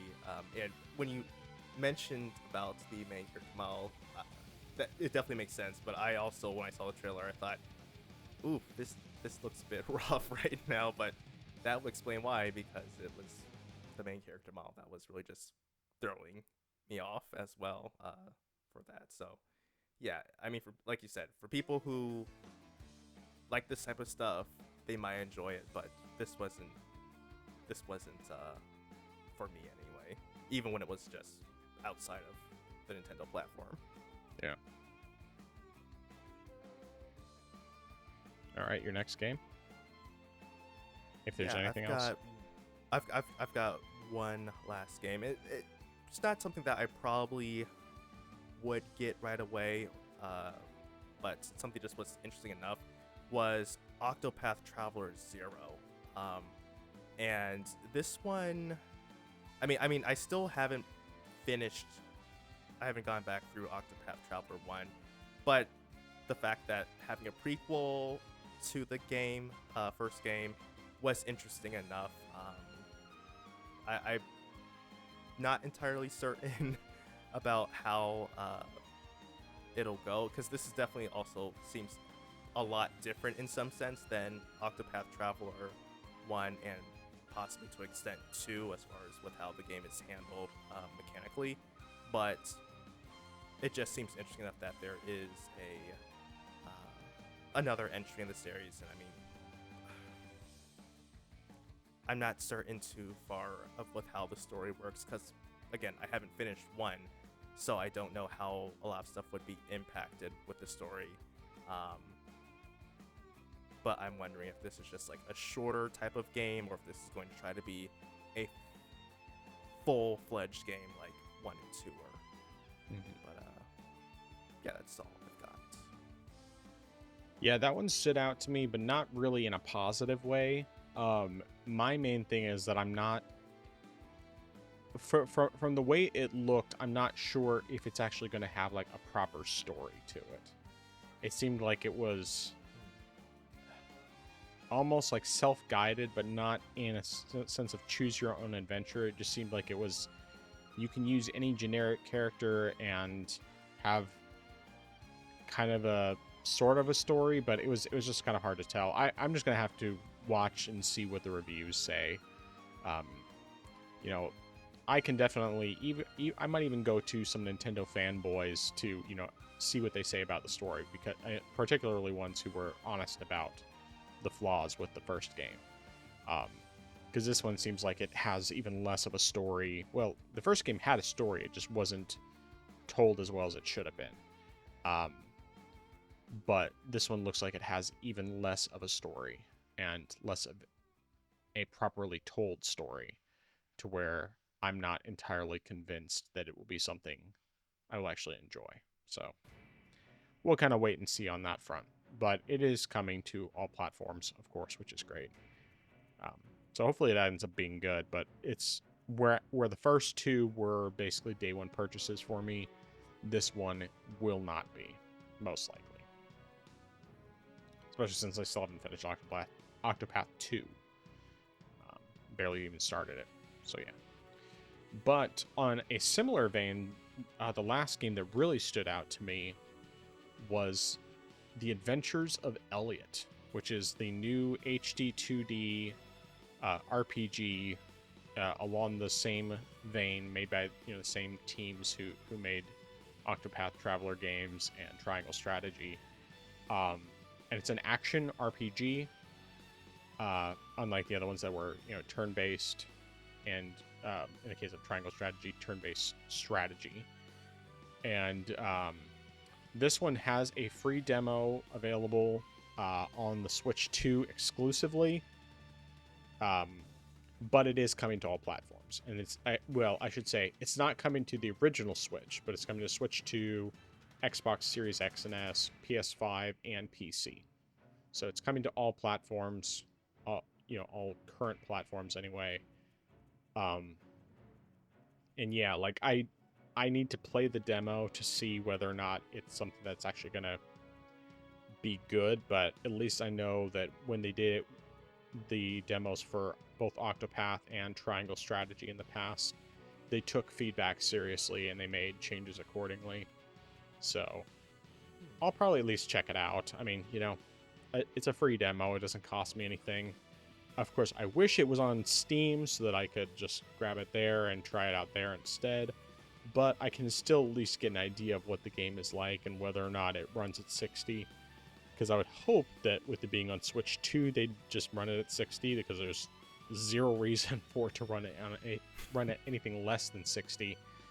But we'll just have to wait and see what happens on that front. But yeah, that was my last game.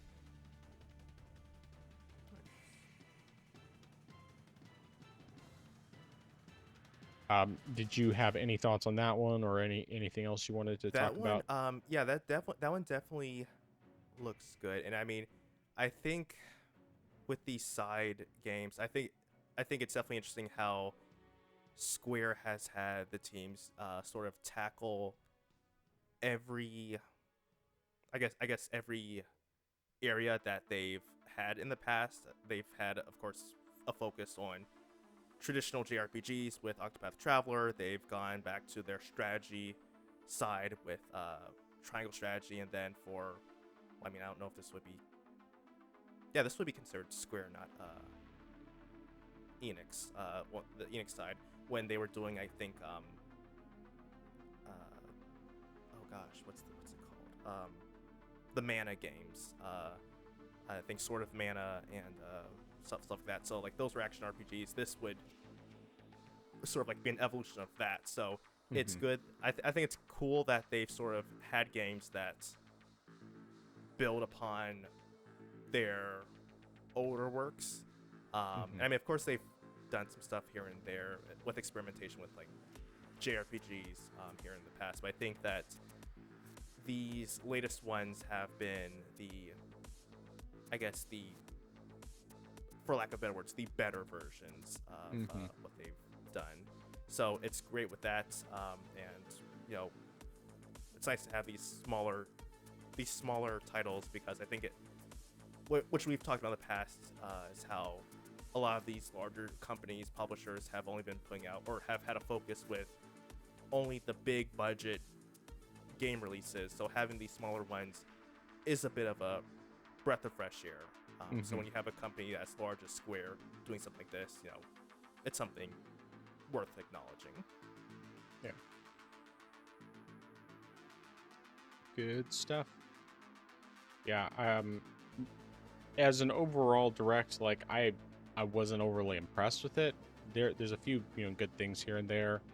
I mean, even as a Nintendo Switch 2 owner, there's nothing that is exciting for me, because I have the majority of these games already, and the ones that I don't have are games that are coming to PC as well. So,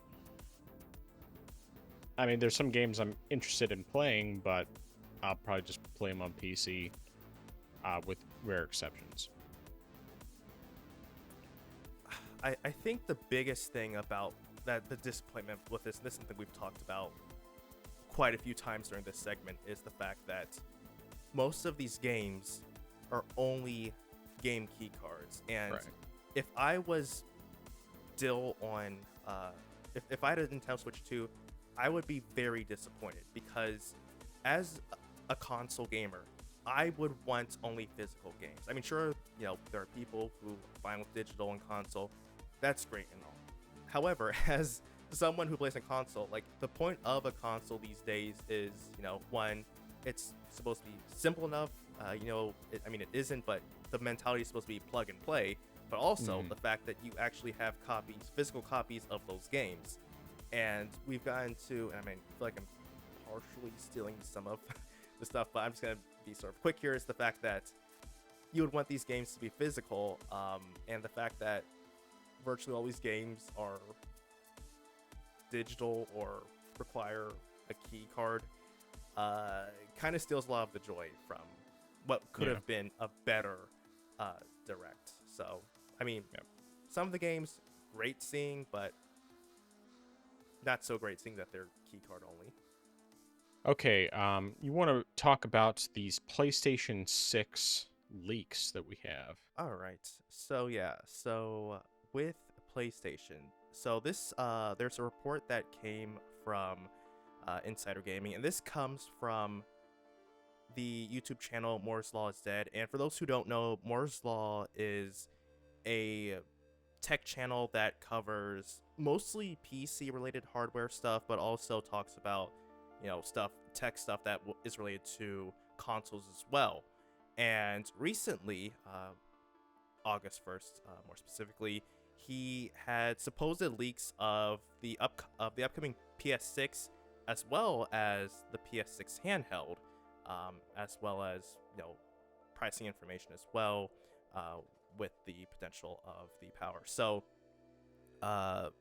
here's something that statement that he said, which was, "Anyone remember the PlayStation 4? It was a console that made the choice to not go all out in specs, so that it could have mass market appeal after the previous generation left some people feeling burned out with how expensive it was at launch. I'll just say it. From what I've seen behind the scenes so far, it at least appears Sony is planning to do this sort of a strategy again with the PlayStation 6. And he says that Sony is supposedly targeting mid-2027, specifically fall 2027 or early 2028, for both the PS6 and PS6 handheld. And here are some specs related to the PS6 console. The chiplet design is going to possibly be using Navi 5 desktop chiplets from AMD, of course. It's supposed to be backwards compatible with the PS5 and PS4 generations. There was no mention of the PS3. There's a heavy emphasis on cost constraints and keeping the power lower than the PS5. Like I said, manufacturing is set for mid-2027 and possibly at latest early 2028. 160 watts TBP, has 8 Zen 6 or later cores. It's using RDNA 5 compute chips at 3 gigahertz plus. Using GDDR7 memory. Rasterization performance is estimated to be about 3 times that of the PS5, and with ray tracing uplift expected to be higher. And then this is I forgot to mention that the code name for the PS6 is Canis, and I think it's Orion. Canis is for the handheld. The PS6 code name is Orion, and it's gonna be similar in specs. The handheld is going to be backwards compatible with PS5 and PS4, similarly with the PS6 console. And again, nothing about PS3 backwards compatibility was mentioned. It's supposed to have a micro SD slot, M.2 SSD slot, haptic vibration, dual mics, and a touchscreen. It's also going to have USB-C port that has video out capabilities, and it's also planned for mid 2027, likely fall 2027 or early 2028. 15-watt TBP, 4 Zen 6 C cores, RDNA 5 as well, using LPDDR5X. Rasterization performance is estimated to be about half that of the PS5, but ray tracing expected to be higher than this. It's expected to beat the Xbox Ally X in performance, but doesn't come off as a powerhouse, supposedly. And again, these are just the rumored leaks from Moore's Law is dead, and nothing has been set in stone. Now, Moore's Law, I know personally from what I've seen, has said some stuff that has been correct, but I do believe that there were certain things that he has reported on that might not necessarily be true. But I'll go more on that in my discussion. But what are your thoughts on these alleged rumors? Well, I think that I'm more inclined to believe that this is legit than not, especially compared with, I mean, like, I can't remember all the exact things that we had with the original PlayStation 6 rumors we saw a while back. The ones we saw before just seemed like they were like a pipe dream. This all seems pretty realistic. And, you know, particularly the idea that it's not necessarily going to be, it seems like it's not going to be, it almost seems like it's not going to be as powerful as the PS5 Pro, which maybe I'm misunderstanding that. It says keeping power lower than PS5, but that doesn't make sense unless it's saying, let's just talk about power consumption.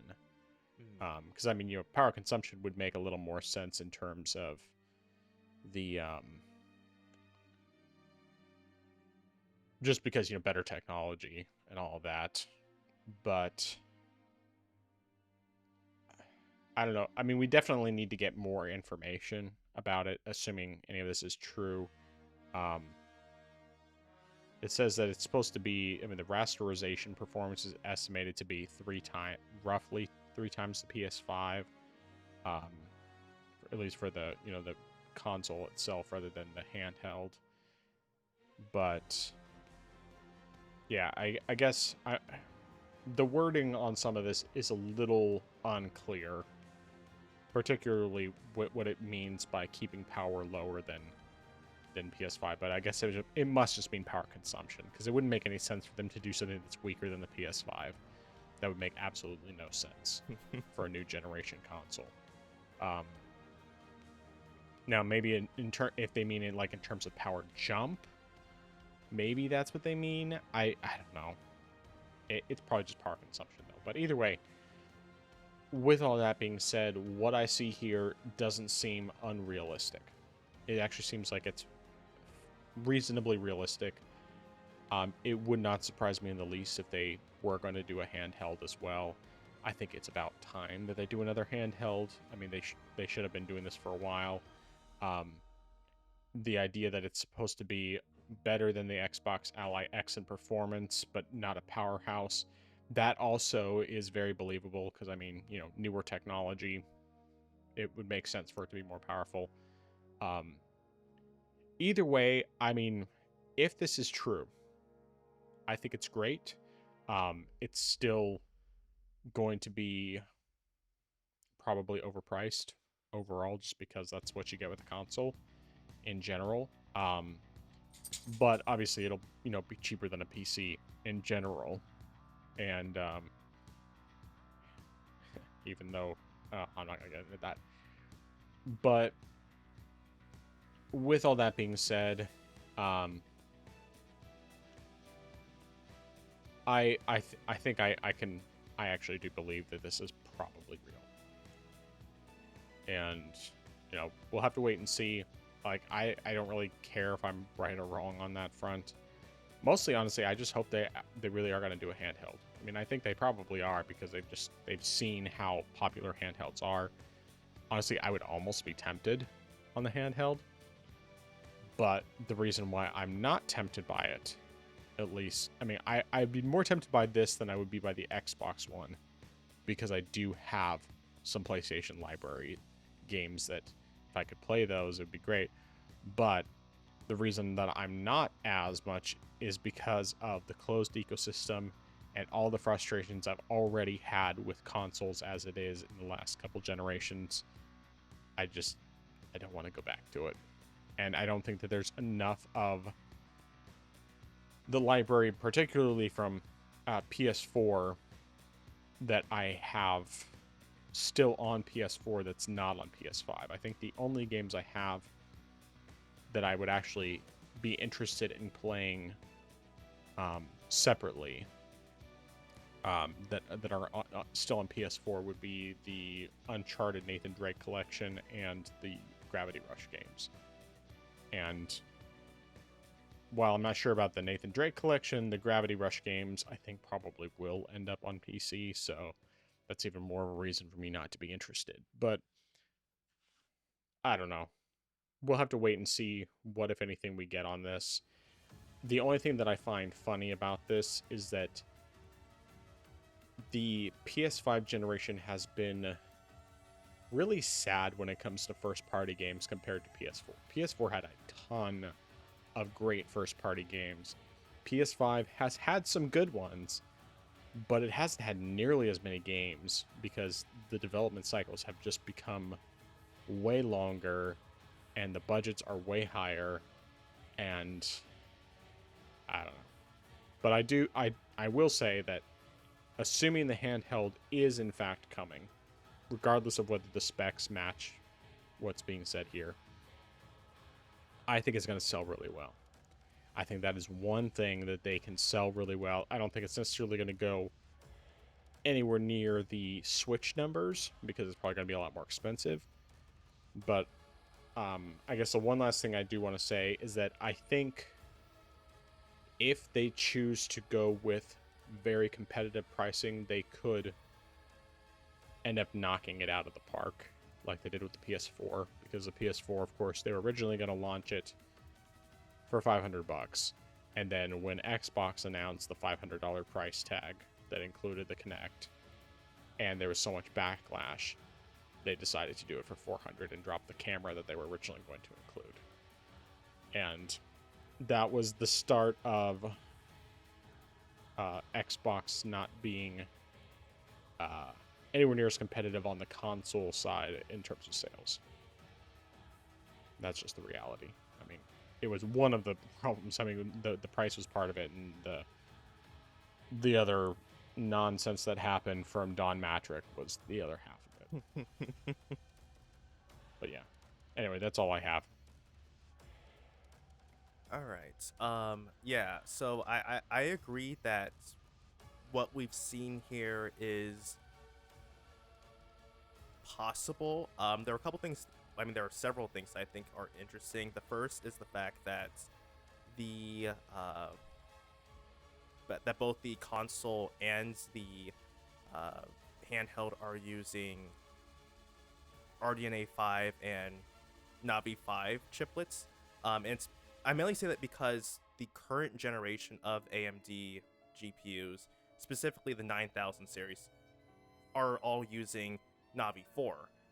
Even like, the latest GPU is using Navi 4, and Navi 5 hasn't come out yet. So, and I think also it was mentioned that AMD specifically was pushing Sony to use the Navi 5 desktop chiplets for the console, which is interesting, which means that, they're going to be using a future version. So you couldn't even really say that by the time, whatever next gen AMD GPU comes out is going to be outdated. They're going to be using something that is going to, already have a decent.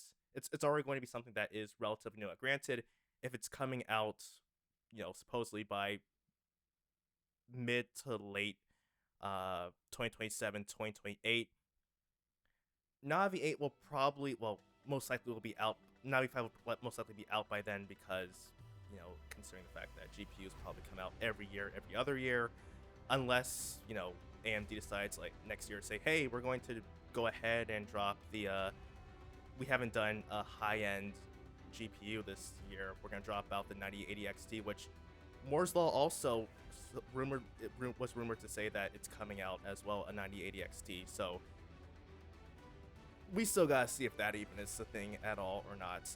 So that's sort of like what I said with some of the stuff he says. You have to see, you have to hold with a grain of salt, because some stuff he reports, happens. Some of the stuff probably doesn't happen at all. But assuming, of course, 98 XT comes out next year or even later this year, Navi 5 will still be recent enough that the PS5 will have, still, even if it's like a year or two behind, it'll still have hardware that is still relatively new. So it's not something you can say, oh, this console is using old, outdated technology. No, it's relatively new. So that's probably a good thing that AMD was pushing, saying, hey, don't go ahead and use some of like the current or older tech we have. Go ahead and use the stuff that we have that we're working on right now in the future.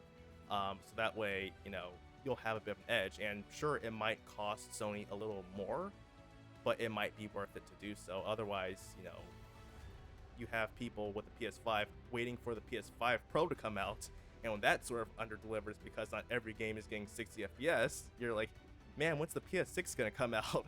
So that's probably a good idea if they are using Navi 5 and RDNA 5 on that end. Now, for the handheld side of things, something that I thought was very interesting is the fact that it has an M.2 SSD slot, which I'm assuming they mean internally and not externally, because if it's like something you can plug in externally, that's very weird and very unusual. But also the fact that there's like no slot otherwise, which means that this would essentially be a digital only handheld, which I think for a console, and I'm not counting the Xbox Ally because that is just a rebranded Ally, which is a handheld PC, but for a console handheld, this is a first.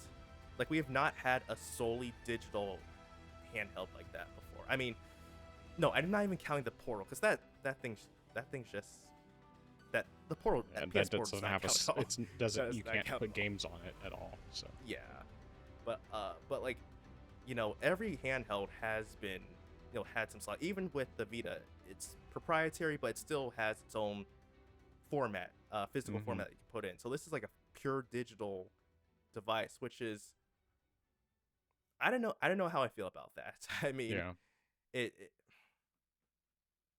I guess Sony didn't want to worry about having to do anything proprietary, because they definitely got backlash with that for when they did their previous handheld. So they probably were thinking, we probably should just like skip all that, make it purely digital, which I can understand that, but at the same time, when I get a console, I mean, sure, it's a handheld, but I still would have that idea of, I buy thing from a particular console manufacturer. I expect a physical device that I insert in my handheld, so that way I can play the games. So it's definitely weird, but I mean, I don't know. It's just different, and I mean, I'm not getting one, but it's just odd. But of course, I feel like that's partially the reason why there was the mention of having a micro SD slot, so that way you can expand your storage, and possibly because they mentioned the M.2 SSD. I'm sorry, the SSD slot. Maybe that's because they're going to make it easy enough so that way, say it only comes with 256 internal storage. Maybe you can expand it yourself. Hopefully they make it easy enough where you can open it up, stick in a higher capacity. So if you want 1 terabyte, maybe 2 terabytes of storage, you can go ahead easily do the same thing. I mean, they opened that gateway with the PS5. I mean, sure, it's a console, but you can still go ahead, just get a screwdriver, remove a few screws, put in an SSD, you're good to go. So they sort of have, I guess you could say, prepared PlayStation users on that end to feel more comfortable with opening their hardware and tinkering around with it. So if it is something like that, then I'm for it. I mean, again, I don't like the idea of a console not having physical games because it removes a lot of the power that you as a consumer have. Mm-hmm. But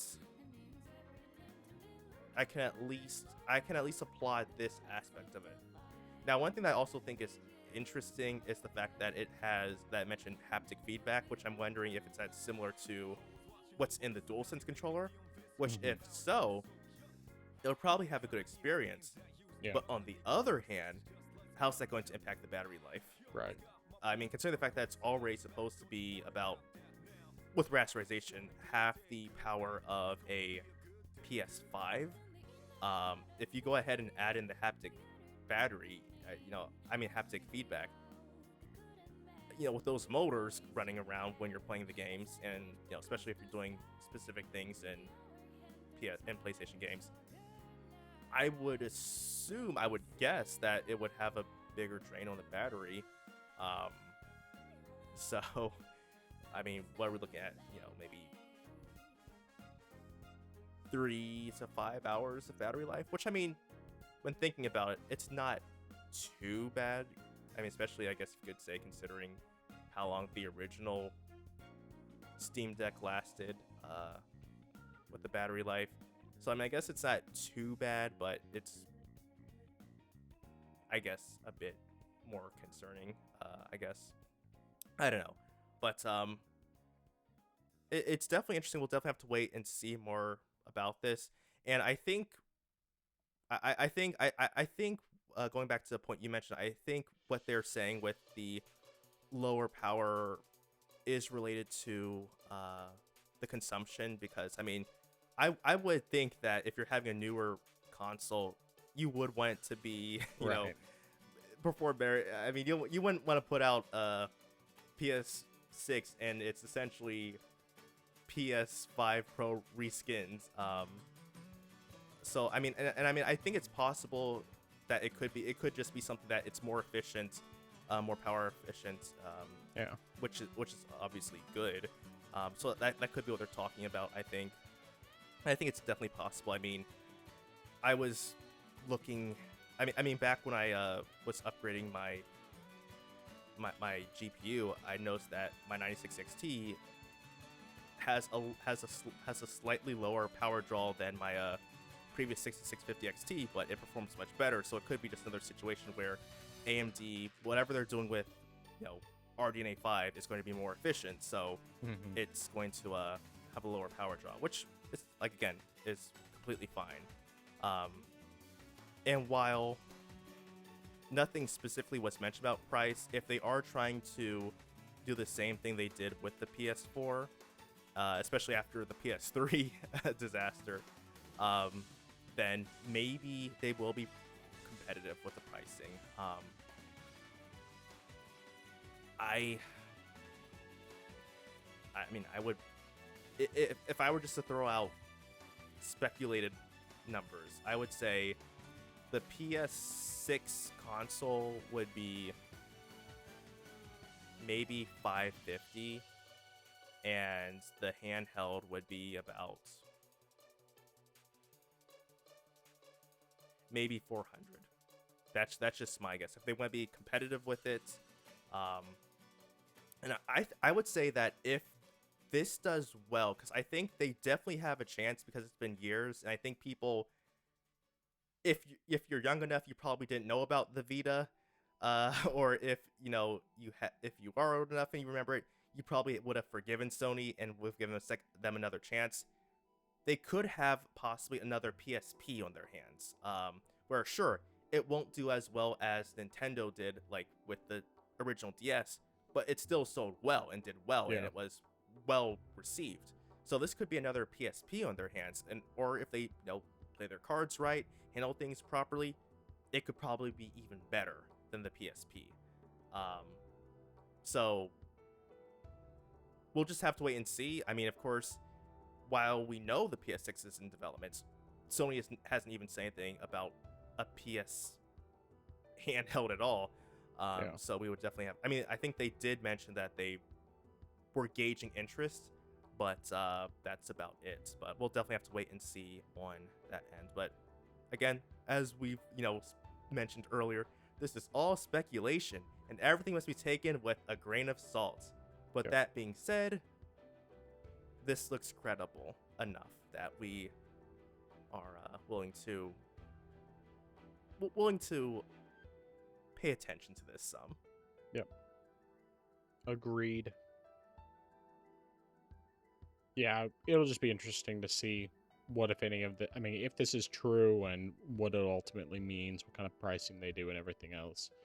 I mean, I figure it's going to be one of two things. Either they're going to be competitive in their pricing, or they're just going to be greedy and figure that, there are certain people who will buy it no matter what it costs, and they will defend the price no matter what it costs.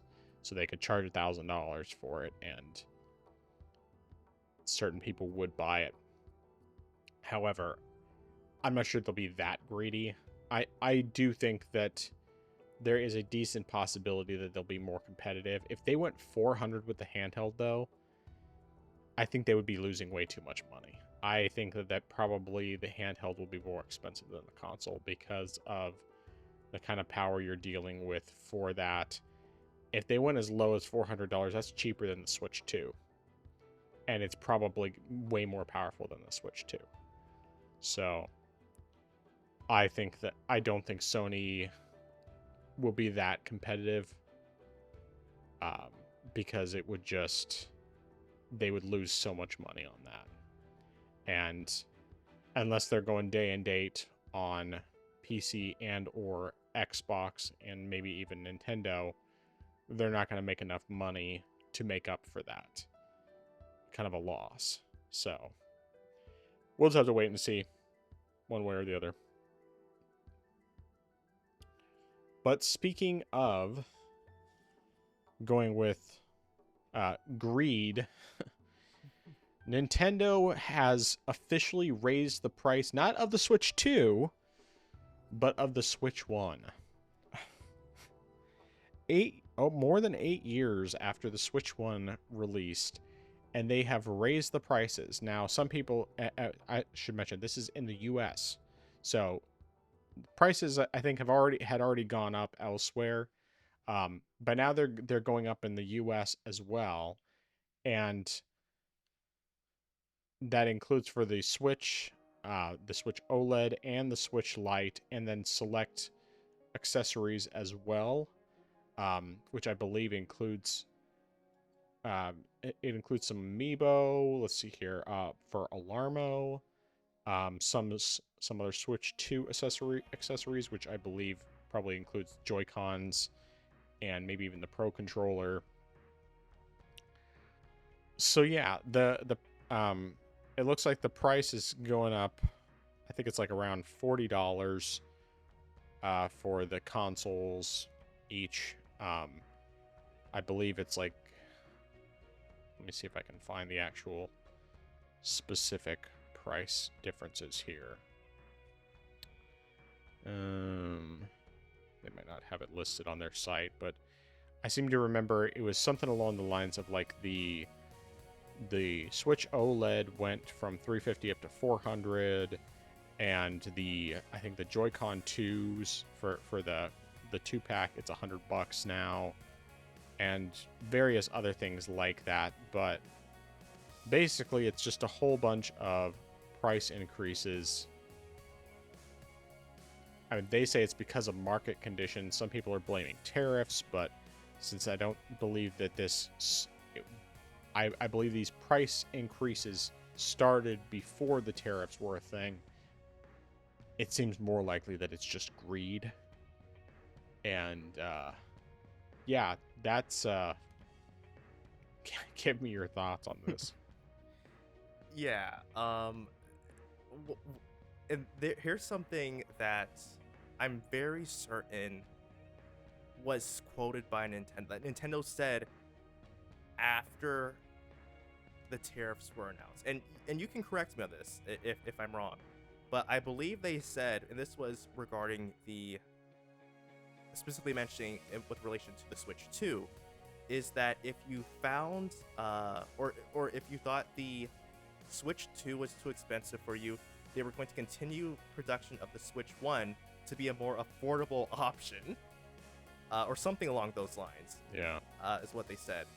And so about that more affordable option, they're raising the price on the original Switch, and this is something that I've pondered discussing as a video on my channel, which is just the fact that I feel like console price drops are pretty much dead from this point on, because it has been 8+ years and we haven't had a single price drop. In other countries, prices of the PS5 and Xbox have gone up. They haven't gone up in the US, I believe. And then of course they went up, and then for the Switch, original Switch and Switch stuff, they've gone up in other countries. Now they're hitting us here in the US. So, they've had years to lower the prices. They haven't done it. But then all of a sudden now they want to say, oh, it's market conditions that the prices are going up. Well, how come you didn't lower the price years before this? And you didn't say anything about then, about market conditions, being a reason. So I see no excuse for raising the price now. It's ridiculous. There's no reason why an 8-year-old handheld should be going up in price. If anything, it should be going down, especially since you've got a newer piece of hardware out that is more powerful. So I'm not certain why they're doing this. I mean, it could be that they want to make the Switch 2 seem more appealing by saying, hey, look at how, see how expensive this old outdated tech is. Well, you know what? For just a little bit more, you can get a brand spanking new Switch 2. All right, right here for you guys. So that could be it, but I think it just looks bad. It just looks bad, and to go ahead and to just do something like this, because whether or not you would say it's a good deal, it just looks greedy when you're trying to force people, or at least give the perception that it's a good deal like this. Like, just let the hardware stand on its own, and price it accordingly. But yeah, all in all, I just do not approve the situation. And like I said, if we didn't get a price drop, by this point, we're not going to see a price drop ever again. And I mean, if a price drop happens for the original Switch, it's just going to go back to the original price of $300. Sadly. Yeah, that'll be the holiday price. It's finally on sale, guys. It's finally on sale. Oh, how much? Original MSRP.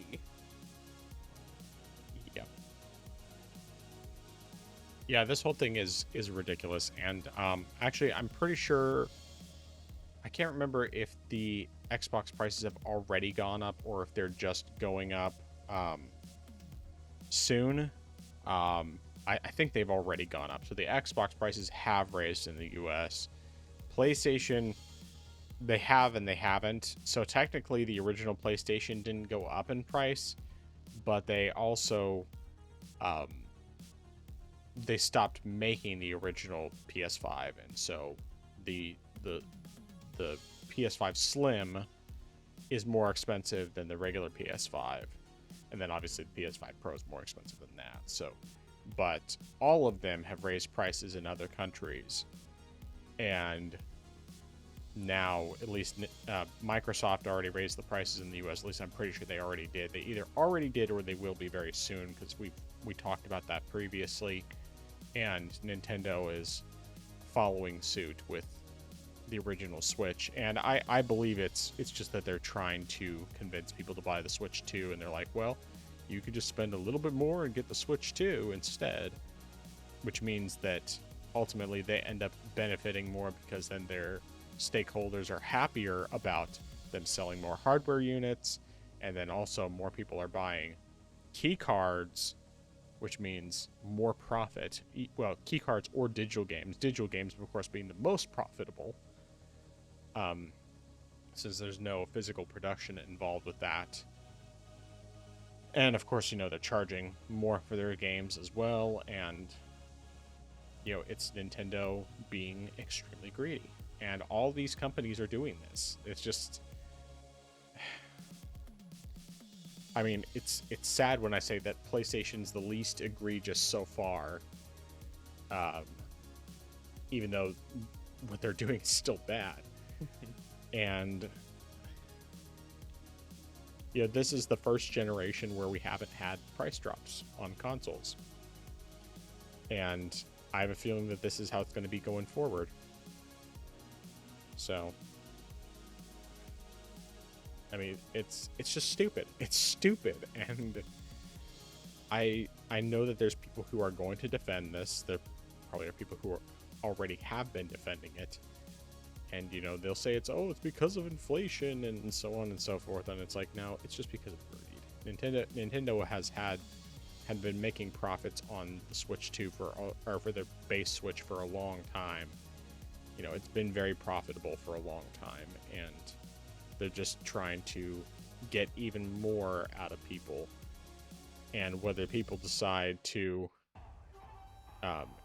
buy the Switch 2, which I think ultimately gives them less profit, other than the fact that it gets them to buy more games for the Switch 2 theoretically, or people buy the original Switch or Switch OLED or Switch Lite and then have to just pay more for those systems, which means that they actually make a lot more money because they're more profitable because they're a lot cheaper to produce. Nintendo's just being greedy, and that's all there is to it. And it's one more reason why I am so heavily just not wanting to do consoles anymore. And why the Switch 2 really probably is my very last console. And I honestly, I still keep going back and forth on just getting rid of it. But the only reason why I have to keep in mind, I think the one thing that's really making me like, I have to keep this console, is knowing that there will be more Monolith Soft games. And unless those start releasing on PC, the only way I'm going to be able to play them is with the Switch 2. But maybe by the time the next generation of Nintendo comes around, they'll actually be releasing their games on PC.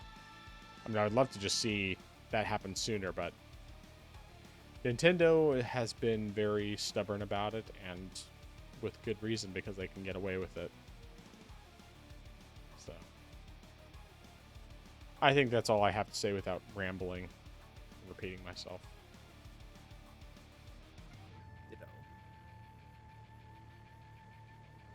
All right. Well, I think we'll call it there and get into our recommendations and dissuasions and close out for the night. So, why don't you start us off? All right. So my recommendation is going to be for Cuphead, and this is going to be if you have if you're playing the game on the Steam Deck, or if you are playing it with a controller that has back paddles. I heavily recommend using them so to map certain buttons to them, so that way, like I said earlier, it's easier to move around and do multiple things without having to shift your thumb just so you can hit the button you need to, especially for instances where you need to do multiple things at once, and it's just a whole lot easier if you can do all three physically at the same time rather than quickly jumping back and forth.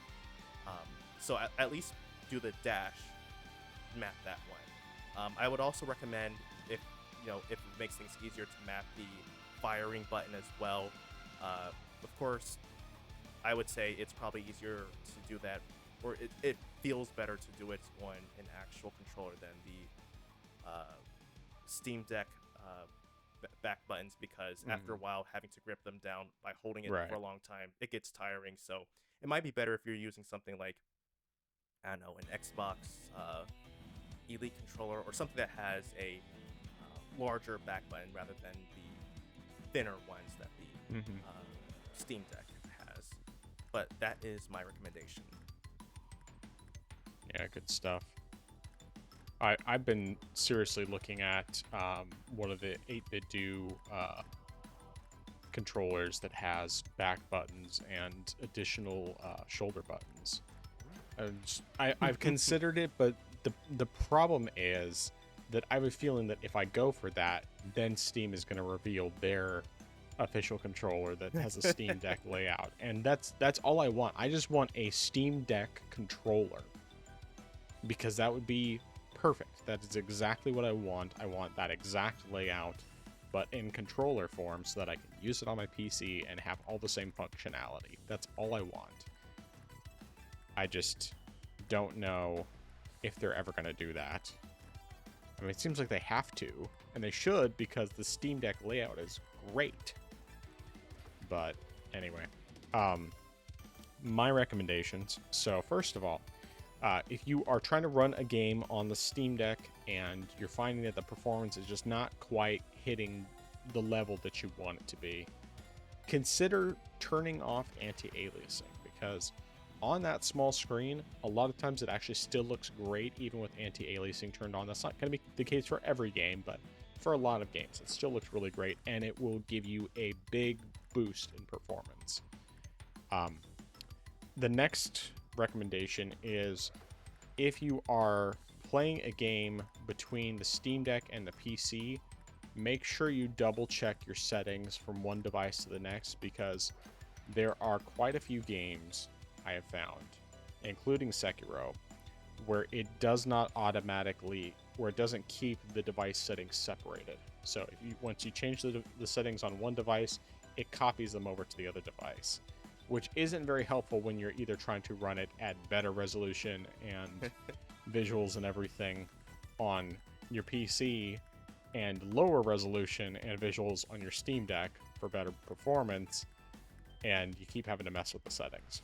I mean, it's not complicated. It still only takes like, I mean, I can swap the settings in 30 seconds. You know, it doesn't take me any time to do it, but it's just annoying. It's one of those things, and it's not the case with every game, but at least with the FromSoft games, that has basically always been the case. With the exception of games like Dark Souls 1 and 2, where you run it at max settings on both, so it doesn't really make any difference. But for Dark Souls 3 and for Sekiro and probably Elden Ring too, although Elden Ring might actually not have that problem. Just keep having to do that, or like Persona 3 Reload and Metaphor ReFantazio, I've had to modify the settings in order to get what I want on each device. So it's an annoyance. But yeah. Last recommendation is that when playing Sekiro, look up guides on where to find prayer beads and prosthetic arm tools, because that will save you a lot of trouble, and it will also make it easier to play the game. I mean, I wouldn't necessarily say that you should just do that from the start, because the reality is there's a lot of stuff you can't access from the start, but like I've, got 25, 30 hours in before I looked at that, and then that was helpful for me because then I could go back and find the stuff that I had previously missed. So either that, or you can just follow like Fighting Cowboys guides, and he'll get you all that stuff as you're going, and then you won't have to go back and look at it. But however you play, it's a good idea to find out where those things are, because that will make things better for you in the long run. But yeah, that's what I got for that.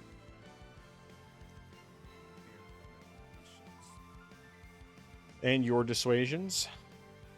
My dissuasion is also going to be for Cuphead, and that is in I think it's the final, or at least based on how you play the game, one of the final run and gun sections of the third island of the game. There's a final section where there is a Cyclops that chases you through a castle entranceway. Do not worry about shooting at all, because the flame enemies cannot be killed, and you can't kill the Cyclops at all. So don't worry about shooting. That's just really just wasting your thumb on button placement. So just worry about running and jumping and dashing to the end, because otherwise you'll just be distracted and it's going to take a lot of focus away, and you really just need to be reacting more so than trying to worry about shooting anything. So just forget shooting, just run and get to the end as best as possible. So don't worry about that. And that is my only dissuasion. All right, good to know. Whenever I eventually, theoretically, get to Cuphead, I'll try to keep that one in mind. All right, well, my dissuasion. Right now, of course, we have previously talked about this Stop Killing Games movement, and there are various sites that are giving away free games to fight censorship, because they're against the idea of this censorship that is coming particularly from payment processors telling people what they can and can't buy. And even though I support the idea of it, and I don't particularly want a lot of those games to exist that are getting censored, I also don't support the idea of payment processors being able to decide what is and is not acceptable for people to buy, because it's a slippery slope. It starts with the things that are obviously objectionable and then moves to things that are just whatever they happen to think is objectionable. So anyway, with that being said, my dissuasion is, with these sites that are giving away these free keys, do not grab the keys, especially if it's a bundle, without knowing what's actually in the bundle. Because if you're not careful, you could end up with a bunch of adult games that you don't want, and having to try and figure out how to get those removed from your account because you don't want them. But yeah, just don't grab any of these bundles unless you know what's actually in them, so that you know that you are not grabbing games that you're not okay with having. So that's kind of the gist of it. Thankfully, that one with GOG is already over as far as I know, but yeah, not good. Yeah, I'm glad you warned me too, because I would have redeemed that myself. Yeah. All right. Well, where can people find you? They can find me on my channel. I am Xeracon. That's IAMXERACON. So youtube.com/@IamXeracon. No new content this past week, but as I alluded to earlier, in light of the lack of price drops and also price increases, I kind of wanted to make a video dedicated to how it used to be with consoles, about how you used to be able to buy a console years later and get it for a cheaper price than you did when it launched. And I sort of want to remind people of how it used to be, so I think I'm gonna make a video about that sometime this week or so we'll just see on that, but that's possibly what I have coming up. All right. Well, you can find me on my YouTube gaming channel at TheFrozenGamer87. There's nothing new up at this moment. There hasn't been in a while, but I am working on a series of videos related to PC gaming. And in addition to the one about why I love PC gaming, which is probably just going to be split up into a bunch of smaller videos and then ultimately combined into one massive video that covers everything. I also have some other ones planned where I'll be talking about things like the common misconceptions regarding PC gaming, and some tips for what you should do if you want to get into PC gaming, pitfalls to avoid, that sort of thing, like trying to rebuild your entire console library right off the bat. That's not a smart idea. Or trying to completely switch over to PC all at once from console, which is also not a smart idea. But yeah, there's a variety of things in the works, and I mean, apart from that Why I Love PC Gaming thing, which is recorded, just needs a whole lot of editing. Most of the stuff is not recorded yet, but it is all planned. And I'm going to probably be working on the Why I Love PC Gaming thing this weekend. Try to see if I can get that together. I mean, theoretically, honestly, the biggest thing that's going to take a while is making sure that all of this stuff that's kind of like disjointed, like stuff that gets talked about in a different section, gets cut and added to the section it belongs with. And that will require a bit of work. And then just adding in whether it's clips or screenshots or, what have you, in order to properly, go with each of the different sections. So, but it's not the level of work that I had to do when I want to do the comparisons, which just is typically pretty ridiculous on how much time it takes. So hopefully I'll be working on that this weekend, at least as long as nothing else comes up. And I think at the moment I don't have anything planned other than just like doing music on Sunday and that sort of thing, which so I need to pick out songs. But anyway, then we have the YouTube and Rumble channels for the podcast, for the video version of the podcast. That's YouTube at the Orange Box Podcast, and Rumble, it's not a custom URL, but the episodes go live every Friday at 7 a.m. Central Time, barring any technical issues. And that, of course, not only has all of the same normal content, but also has video clips from games we've been playing, as well as stuff we've been talking about. And of course, you can see our beautiful faces if you so desire. If not, you can always turn off your screen when we're on the screen, and you don't have to look at our mugs. But there's that. Then, of course, you can find the audio-only version of the podcast on every major podcast platform, including YouTube Music, Apple Podcasts, Spotify, Deezer, iHeartRadio, Pandora, Amazon Music, etc. So that, of course, is all the same content as well. It's just audio only, no video, and it's all good stuff. But that goes live at 12 a.m. Central Time every Friday, barring any technical difficulties. So I believe that's everything. Oh, no, there's also my YouTube cooking channel, Not Authentic But Delicious. That's YouTube at NABD Cooking. And nothing new has been put up in a while, but hopefully I'll start getting some stuff recorded pretty soon. And then it's just a matter of figuring out the best way to edit, because I did it for so long in Premiere, and now I'm using completely different software that I haven't tried doing the different effects that I was previously doing in Premiere. So anyway, but that is everything. So last chance, any final thoughts?